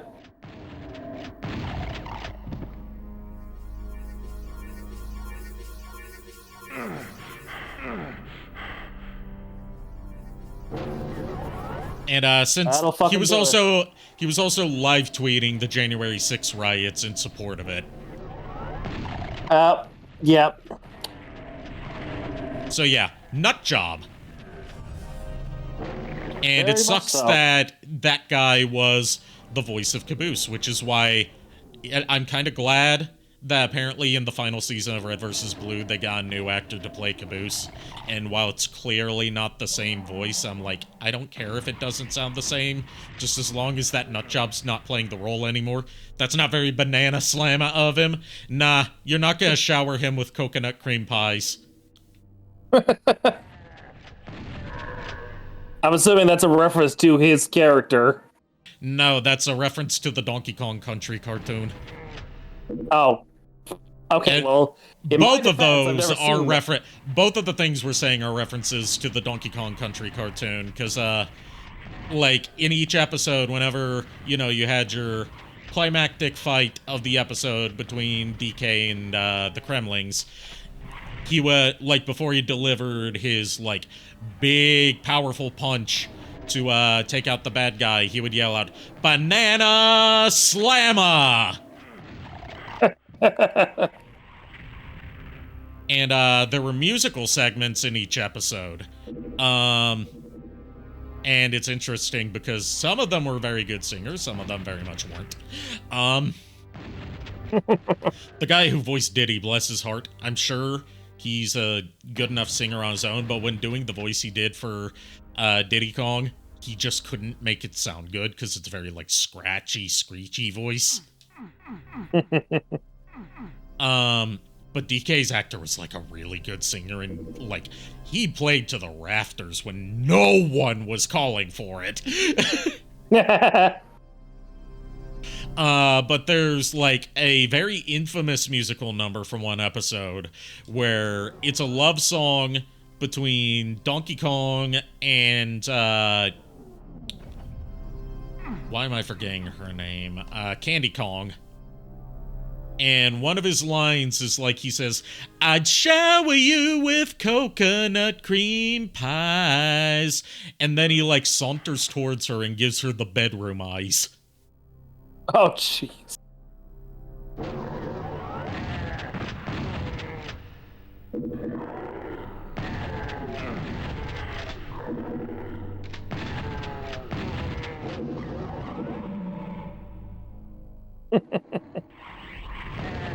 It was the episode where Donkey Kong and Candy Kong get captured by K. Rool. That's another thing about the cartoon. They didn't call him King K. Rool. They called him King K. Rool. Like, they tried to pronounce it as one word. Which, yeah, that is the pun of his name. K. Rool. Cruel. But they did K. Rool.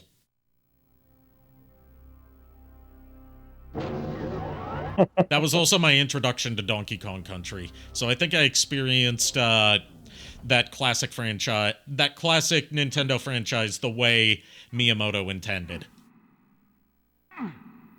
That was my introduction to Donkey Kong as a whole. Like, it wasn't like my introduction to Mega Man where I didn't know it was a video game. It was, I didn't have any of the consoles that the Donkey Kong games were on except for a Game Boy Color. So this was my exposure to Donkey Kong. I don't remember. Also, all the animation was motion captured instead of, like, proper CG animation. And they're done with these, like, sub-reboot quality models. Oh, jeez. Like, a lot of people compare the model quality to, like, Reboot or, Beast Wars. I'm like, no, it's way below that standard. Because Reboot and Beast Wars look good for their time. Donkey Kong Country was considered ugly when it was new. Yep. Or at least the cartoon. I say Donkey Kong Country, I'm referring to the cartoon, not the games. The games, were considered beautiful for their time due to using pre-rendered CGI.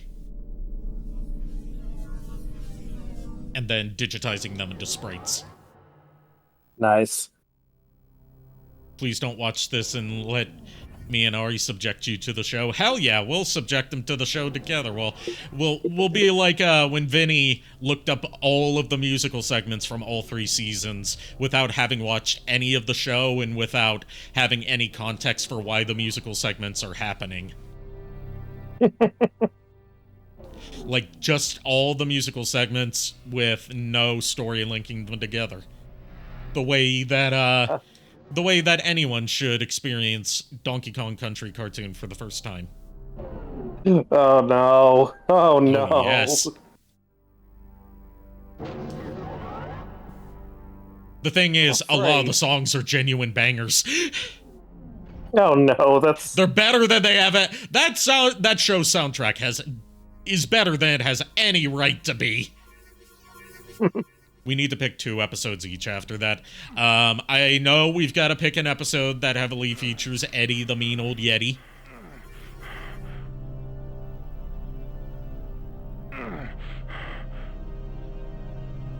Because, oh, no. I know what one of my episode picks is going to be, and you're not allowed to pick this one because I've already called dibs on it. The Leo Luster episode.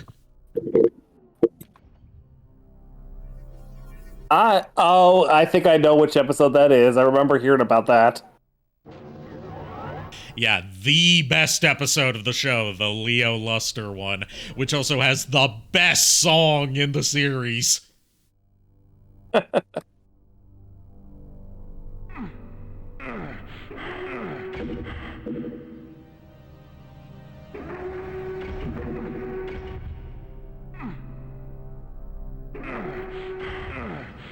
Man, it hurts to be this hip, or however it goes. I can't remember the lyrics to it because it's like the Tenacious D song Tribute. This is not the best song in the world. This is just a tribute. They can't remember the lyrics to the best song in the world, so all they can do is sing a tribute to it. That's me and the Leo Luster song. Because how do you replicate perfection like that?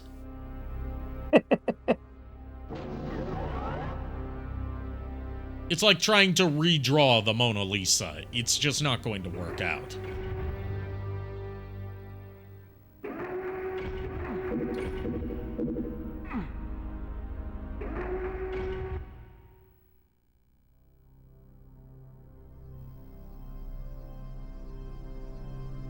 Leo Luster is also one of the best characters in the show. Well, technically, Leo Luster only appears in that episode. The character in question that you're talking about is Bluster Kong, who was a character created just for the show. But I didn't know that as a kid. I thought he was a character in the games. Also, they found a way to tone down the weirdly sexualized design of Candy Kong from Donkey Kong Country and especially Donkey Kong 64, even though that wasn't out at the time. But you know how weirdly sexualized this ape was? They found a way to tone that down by just making her look like a soccer mom.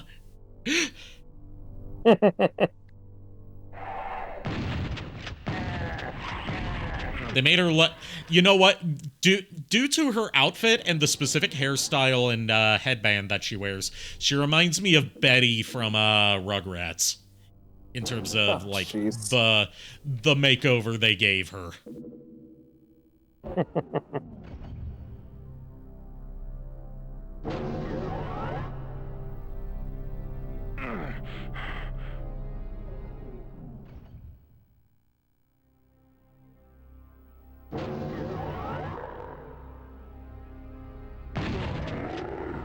I'm surprised that I can remember Betty's name from Rugrats.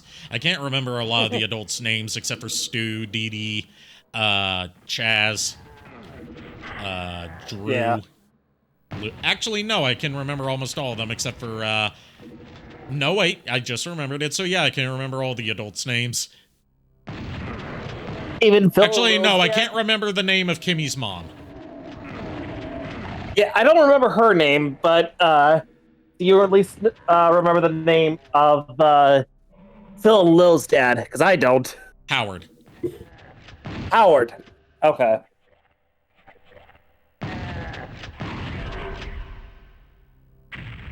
Oh, excuse me. Rugrats was my shit as a kid, okay? Like, that's fair. I think against it. No. I'm not saying that in like an aggressive way. I'm saying like I was obsessed with Rugrats as a kid. Like before I got into anime and before I got into Power Rangers and a whole bunch of other things that would end up shaping who I am today, I was obsessed with Rugrats. That's fair.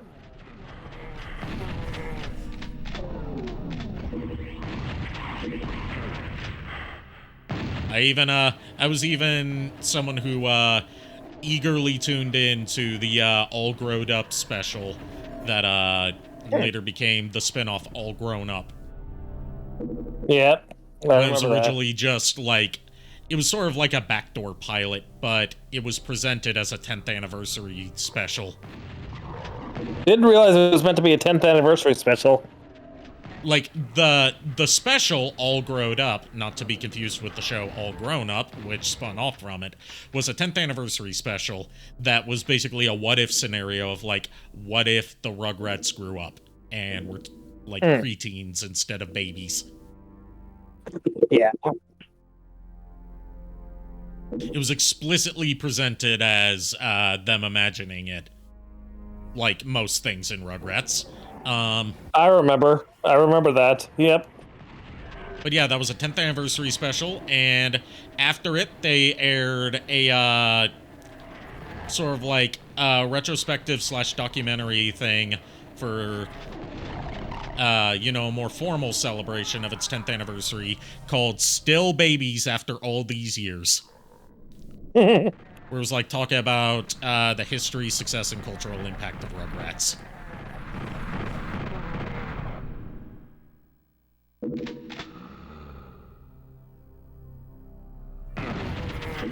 You know what? I'm gonna be bold and say it.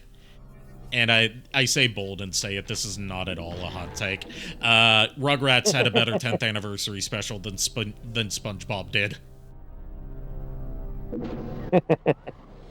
Rugrats got All Grown Up, or All Growed Up. That's the name of the special. All Grown Up is the TV show. SpongeBob got the falsely advertised and extremely disappointing, regarded as one of the worst episodes of the entire show. God, what was it called? Truth or Square. Truth or Square, eh? Yeah. What was the premise? I mean, it's hard to describe the premise because they advertised it as having a completely different premise than the actual content of the episode, where it didn't really feel like a special. It felt more like just like a standard episode. It felt like a B episode, where like your A episode in a standard 30-minute time slot is like your primary one that you mark in, then the B episode is the accompaniment with it. It felt like a B episode, but they gave it a 30-minute time slot and padded it out with segments featuring Patchy the Pirates trying to host a 10th anniversary spectacular for SpongeBob and trying to get a celebrity guest, and he ropes Robin Williams into it, and Robin Williams has the only funny line of the episode. Which is like when Patchy takes him through the Nickelodeon offices when they're trying to find and get SpongeBob to attend the 10th anniversary spectacular. As they're going through the Nickelodeon offices, Robin Williams says, "I know where this is. This is where careers go to die!" And he, like, screams the die part, because he is Robin Williams, and he is a master of comedy. May he rest in peace. Yep. But, like, he has the only funny line of the episode. The actual premise of the episode, like, they advertised it as having, like, SpongeBob and Sandy get married, and, Mr. Krabs reveals the Krabby Patty secret formula for the first time, and we'll finally know what's in a Krabby Patty. The actual premise of the episode is, due to shenanigans, the SpongeBob, Patrick, Squidward, and Mr. Krabs get stuck in an air vent in the Krusty Krab, and they just spend time recounting past memories, which is all the stuff that we saw in the previews, and like the marriage thing that a lot of people like to go to as a source for like saying SpongeBob is straight was actually them putting on a play. Oh. So it was entirely there just to, appeal to the strangely large amount of people that actively ship SpongeBob and Sandy, as if there's ever going to be a serious romance element in SpongeBob, a show with like negative continuity. But like all the stuff that they hyped up was basically it was a clip show, except the clips were from episodes that don't actually exist. So it's the worst kind of clip show. It's the kind of clip show that Strong Bad made fun of and did ironically and made it hilarious in one of the Strong Bad emails, where he talks about his favorite Strong Bad email episodes and starts listing off stuff that never actually happened, and that's the joke. It's like that, but played straight. And falsely advertised, and I didn't watch it. I was well out of my SpongeBob phase at that time, but it's garnered a reputation for being an infamously terrible SpongeBob special, just because of how much it was hyped up and how underwhelming it ended up being. It's to the point where I don't know if this is true. Oh, thank you for the 100 bits, Mitt. An extra dollar minus the amount that Sound Alerts takes off from that. That will go towards my payout this month. Thank you very much for subjecting me to this audio torture. I should also mention that Corey Feldman has a new music project out as we speak. He has a box set of his previous musical attempts. I say attempts rather than efforts, because they were certainly there. An attempt was made, and it also has a documentary about the music industry. And if you know anything about Corey Feldman, then you know it's going to be batshit insane and full of all sorts of very spicy yet not backed up allegations. We're here to stay.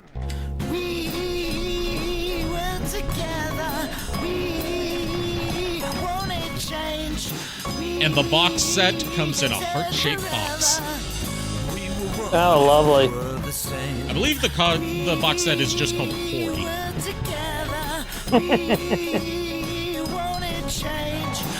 I haven't seen, like, the exact contents of it, because I keep seeing recommendations about it pop up on YouTube, because YouTube spies on everything that I say and do, and they know that I have some bile fascination when it comes to Corey Feldman's musical. Do I really call it a career? I hesitate to call it a career.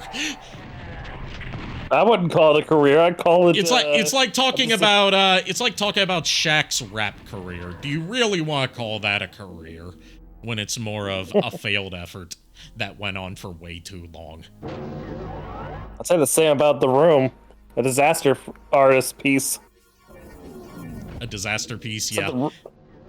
Yeah, disaster piece. Except The Room was just one thing. Yeah. It's one thing that garnered a cult fandom that spanned decades now.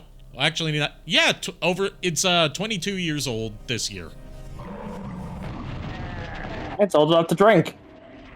Yeah, it was old enough to drink last year. But still not old enough to rent a car. Yep.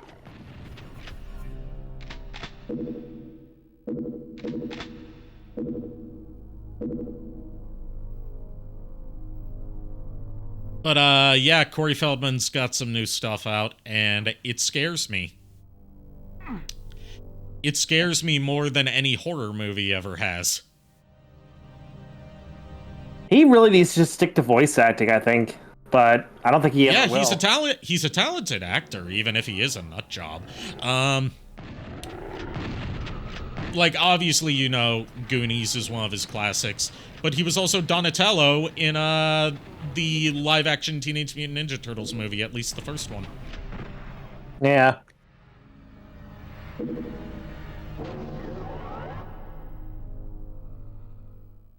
It's funny how the mouth ends up being batshit insane, and I'm like, that's That's not at all foreshadowing. The mouth? That's what he was in the Goonies. Oh, I've only seen Goonies once, and it was a long time ago. Yeah, the mouth was the character's nickname. I don't remember what his real name was. All I remember is Chunk, the Truffle Shuffle, Yep. One-Eyed Willie's Treasure, which that's a very unfortunate name for a pirate. And Sloth Love Chunk. Yeah. And hey, you guys! Yeah, fair. Basically, Sloth is best boy. Yes, He's I a good agree. boy. It's sad that poor Sloth got, treated the way he did in the movie by his family.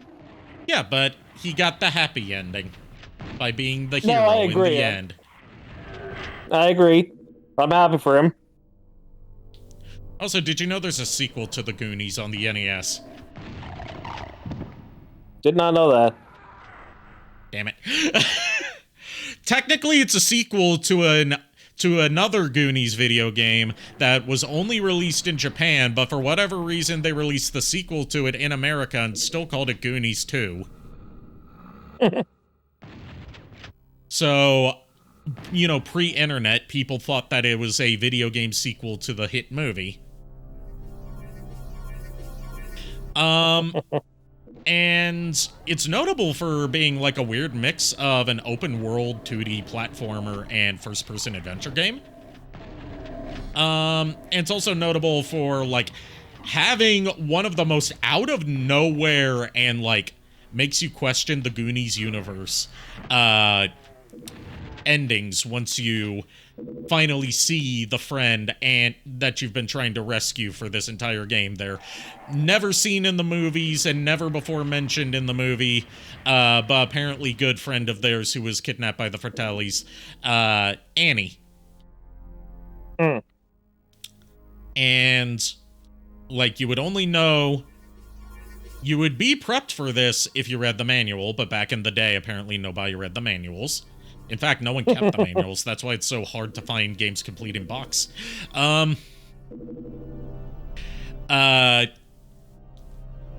You save the day, you find Annie, you rescue her, and she's a mermaid.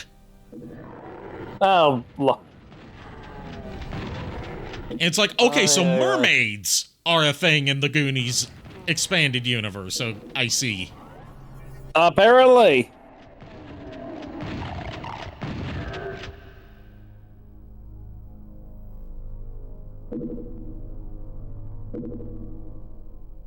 I should listen to the Corey Feldman box set.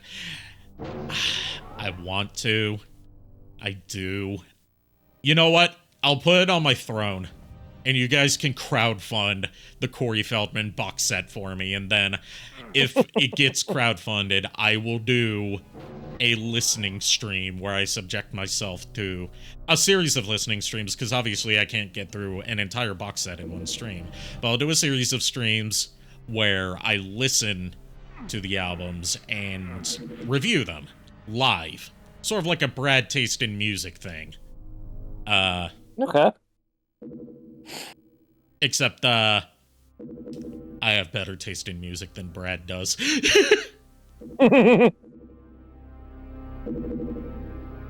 Like, say what you want about my love for cheesy 80s new wave. At least I'm not someone that ranks Otto's new album as the #1 worst album of 2024. I'm sorry, but that's objectively not true. Yeah. Like, even if you don't like Otto's style of music, which Brad has made it clear that he doesn't, there's no way that's the worst album of 2024.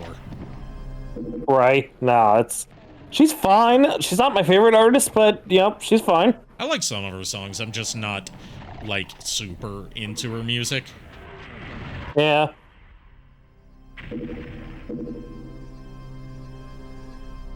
But, like, there's no way that's the worst album you heard in 2025. I'm sorry, sir.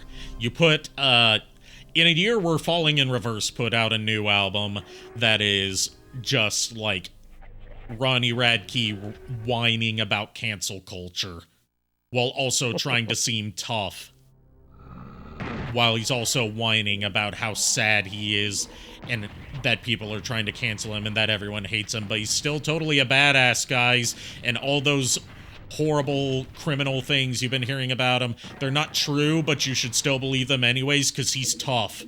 He's a toughie. Yeah, in a year where that came out, there's no way Otto is has the worst album you heard that year, even if you don't like her kind of music.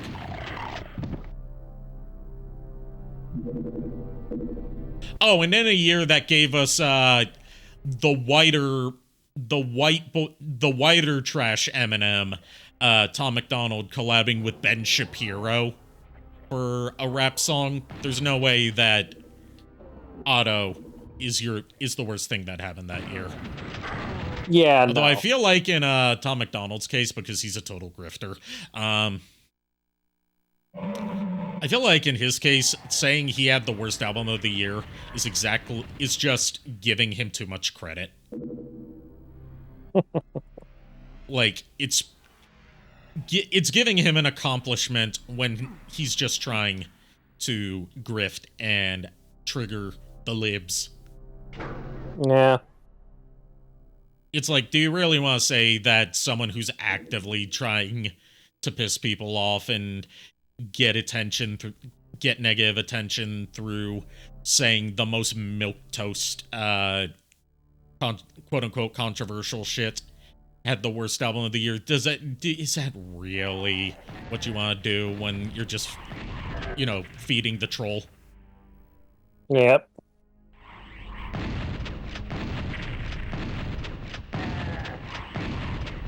If you're not familiar with Tom MacDonald, good. Don't look him up. He's like Eminem, but worse in every way. Including trying to do the whole, like, I'm an angry tough guy, but also, like Eminem, if he were trying to appeal to the MAGA crowd, which which is exactly what Tom MacDonald is trying to do, except he's Canadian. He's Canadian. Why does he care about that shit? The answer is because it's easy money. Yep. So he knows damn well what he's doing. Yeah, he already put out a new single that has a featured verse by Roseanne Barr. Oh no. Also, people thought the funny thing is that on his single last year giving Ben Shapiro a rap verse, one, it confirms that Ben Shapiro is too white to rap. I've never thought that someone can be too white to rap. Even Rodney Dangerfield put out a decently, like, not good rap song, but at least a, like, funny, not serious at all rap song, Rappin' Rodney. But, and I don't claim to be an expert on rap. But, I've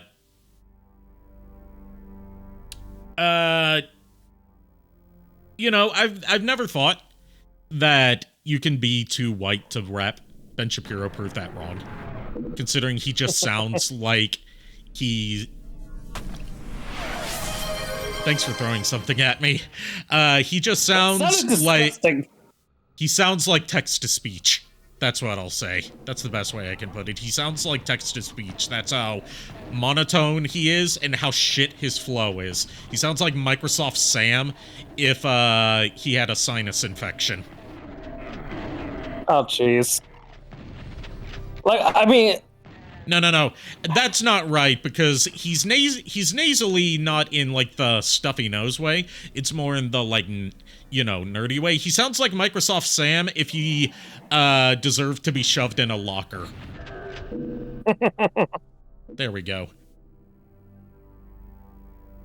Good to know.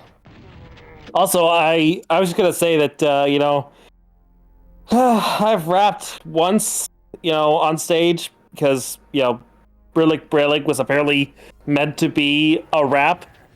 I don't know I did not. The song had a good beat to it, but I was not too keen when I found out it was supposed to be a rap, and I was like, I don't rap. I can't rap. I would say don't anyone can flow. rap, but I just talked about how I was proven wrong. Yeah. I mean, here's the thing. You know me. I don't rap, and I don't think I would even want to attempt to rap on a serious note. But, you know, I had to for that performance. Okay, but I'll say it like this. There's a line from Strong Bad that I think perfectly describes this level of incompetence at rapping, and it's "Let's witness the whiteness." Yup. It's where this rapper next to me keeps flapping around whenever my heater turns its way. So I keep thinking there's something on my desk moving towards me.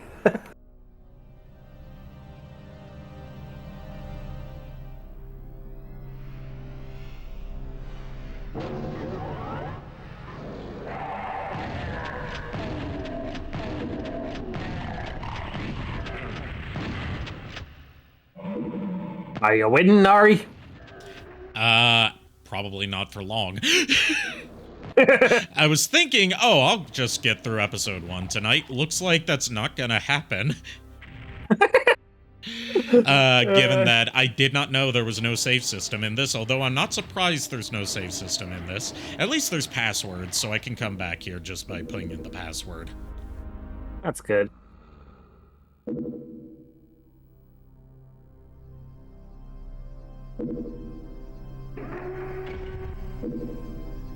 And for the record, the password is not password. That would be stupid. It's incredibly easy to guess. Yeah, no, it's... In reality, the password is password spelled backwards. Nope, that's still too easy. Really? Because I use that as my password and nobody ever buys that.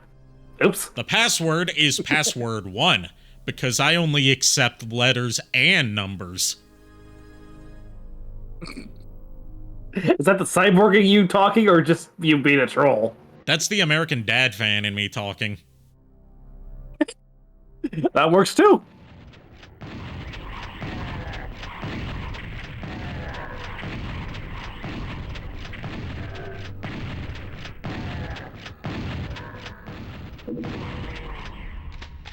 Or if you want to go like a more obscure route with a semi-lost, in that the original quality versions of these videos are lost to time, but lower quality re-uploads of them exist. Ashen's Tech Dump, which was a web series he did for the BBC. There's an episode of Ashen's Tech Dump where Ashens talks about the password to the source code of the universe, which basically allows one to reprogram the universe as they see fit and basically become a god if you discover the password to the universe's source code. And a man has found it. And Ashens interviews the man and lets him demonstrate what you can do with the source code to the universe. It turns out the password was password with a capital P, because the previous people that tried to guess the password did not know it was case sensitive. And would you like to know what this genius computer programmer does with his newfound power to reprogram the universe at will and spawn whatever his heart desires? What does he do? With a single stroke of his keyboard. He just keeps spawning booty parties. Jeez. Just big booty women dancing. That's all he wants to do with his newfound god powers, is spawn booty parties. Not even engage with the women, just booty parties. Oh, God.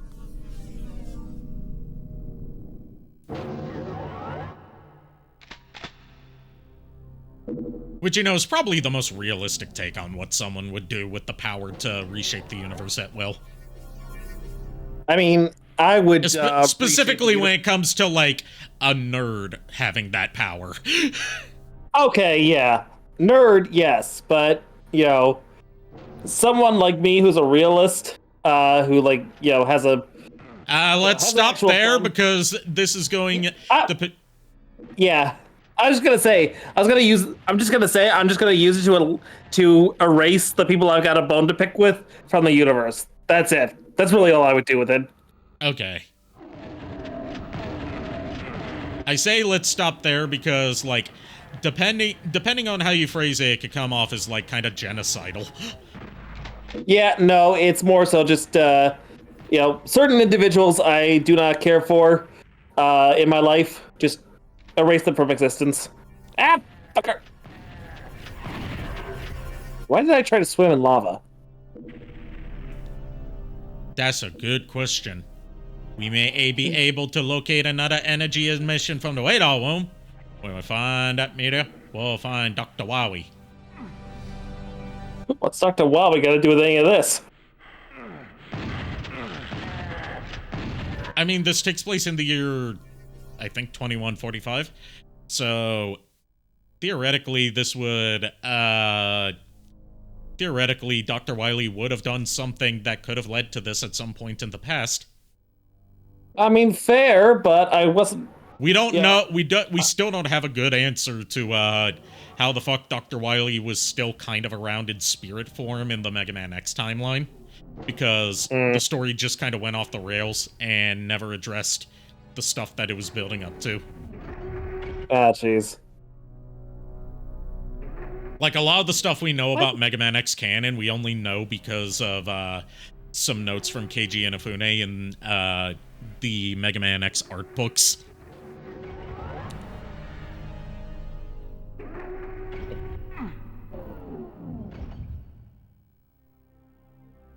Apparently I thought it was a good idea to put a fucking cobblestone block above my bed. Don't ask me how or why I thought that was a good idea, but apparently I did. Did you hit your head on it? Did you get an ouchie? Worse than an ouchie, I almost died because of it. That's gonna take like 1,000,000 mommy kisses to fix. I have to go charge my Switch. I'll be right back. Okay.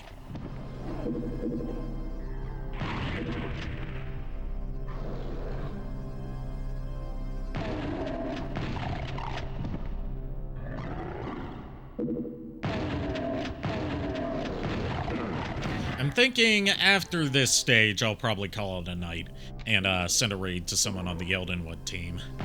Yeah. Because about 2.5 hours of a PS1 Doom is pretty good for one night. That's fair. Let's just say the reason why I was screwing around in Minecraft was because, Were you building brown bricks with Minecraft? Actually, no, I was building TNT with Minecraft.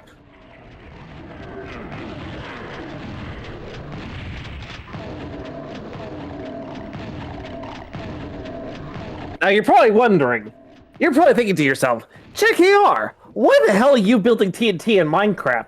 I'm glad you asked. I was thinking I was thinking freeze frame. Yup, that's me. You're probably wondering how I got in this situation. Yeah. Basically, long story short, a friend of mine and I were messing around in Minecraft and we decided to build something. But he asked me, it's like, do you know how to build TNT? And I was like, I don't think I do, no, sorry. So I had to look up, like, it didn't occur to me to look it up while we were playing earlier. So just about half an hour ago, I decided to look up how to build TNT. We're just in time for the fireworks show. Boom, ha ha ha ha ha ha. Yeah, well, basically, my friend and I are trying to build something, and we wanted to level the ground that we're gonna build it on and do it fast. So we thought, TNT. Problem: neither one of us knew at the time how to build it. So, I looked it up about half an hour ago. Build TNT, put it on the area we're gonna build, and haven't even set it off yet. I'm waiting till my friend gets online to see that I put it there.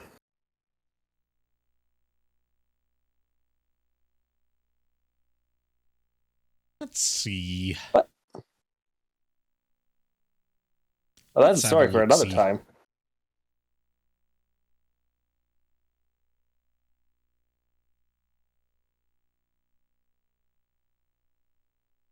Your fave line from Resident Evil 5. Oh, okay. Let's see. But snooze the ad break is we're about to, raid somebody. Give you some time.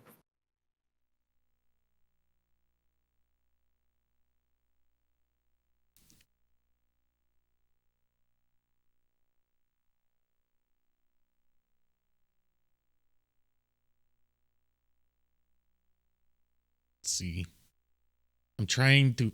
You know what? I'll just open up my browser to do this the easy way. You mean you were trying to do it the hard way? I was trying to do it from OBS. Ah. And there, unfortunately, it doesn't have a good way to like raid into people from your team through OBS. So I've just got to bring up the team list, and then we'll look at that, and we'll see who our raid target's going to be tonight. That's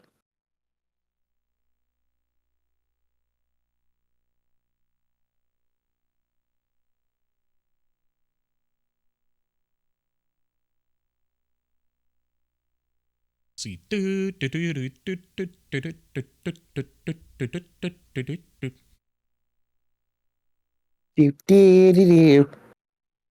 Mana mana.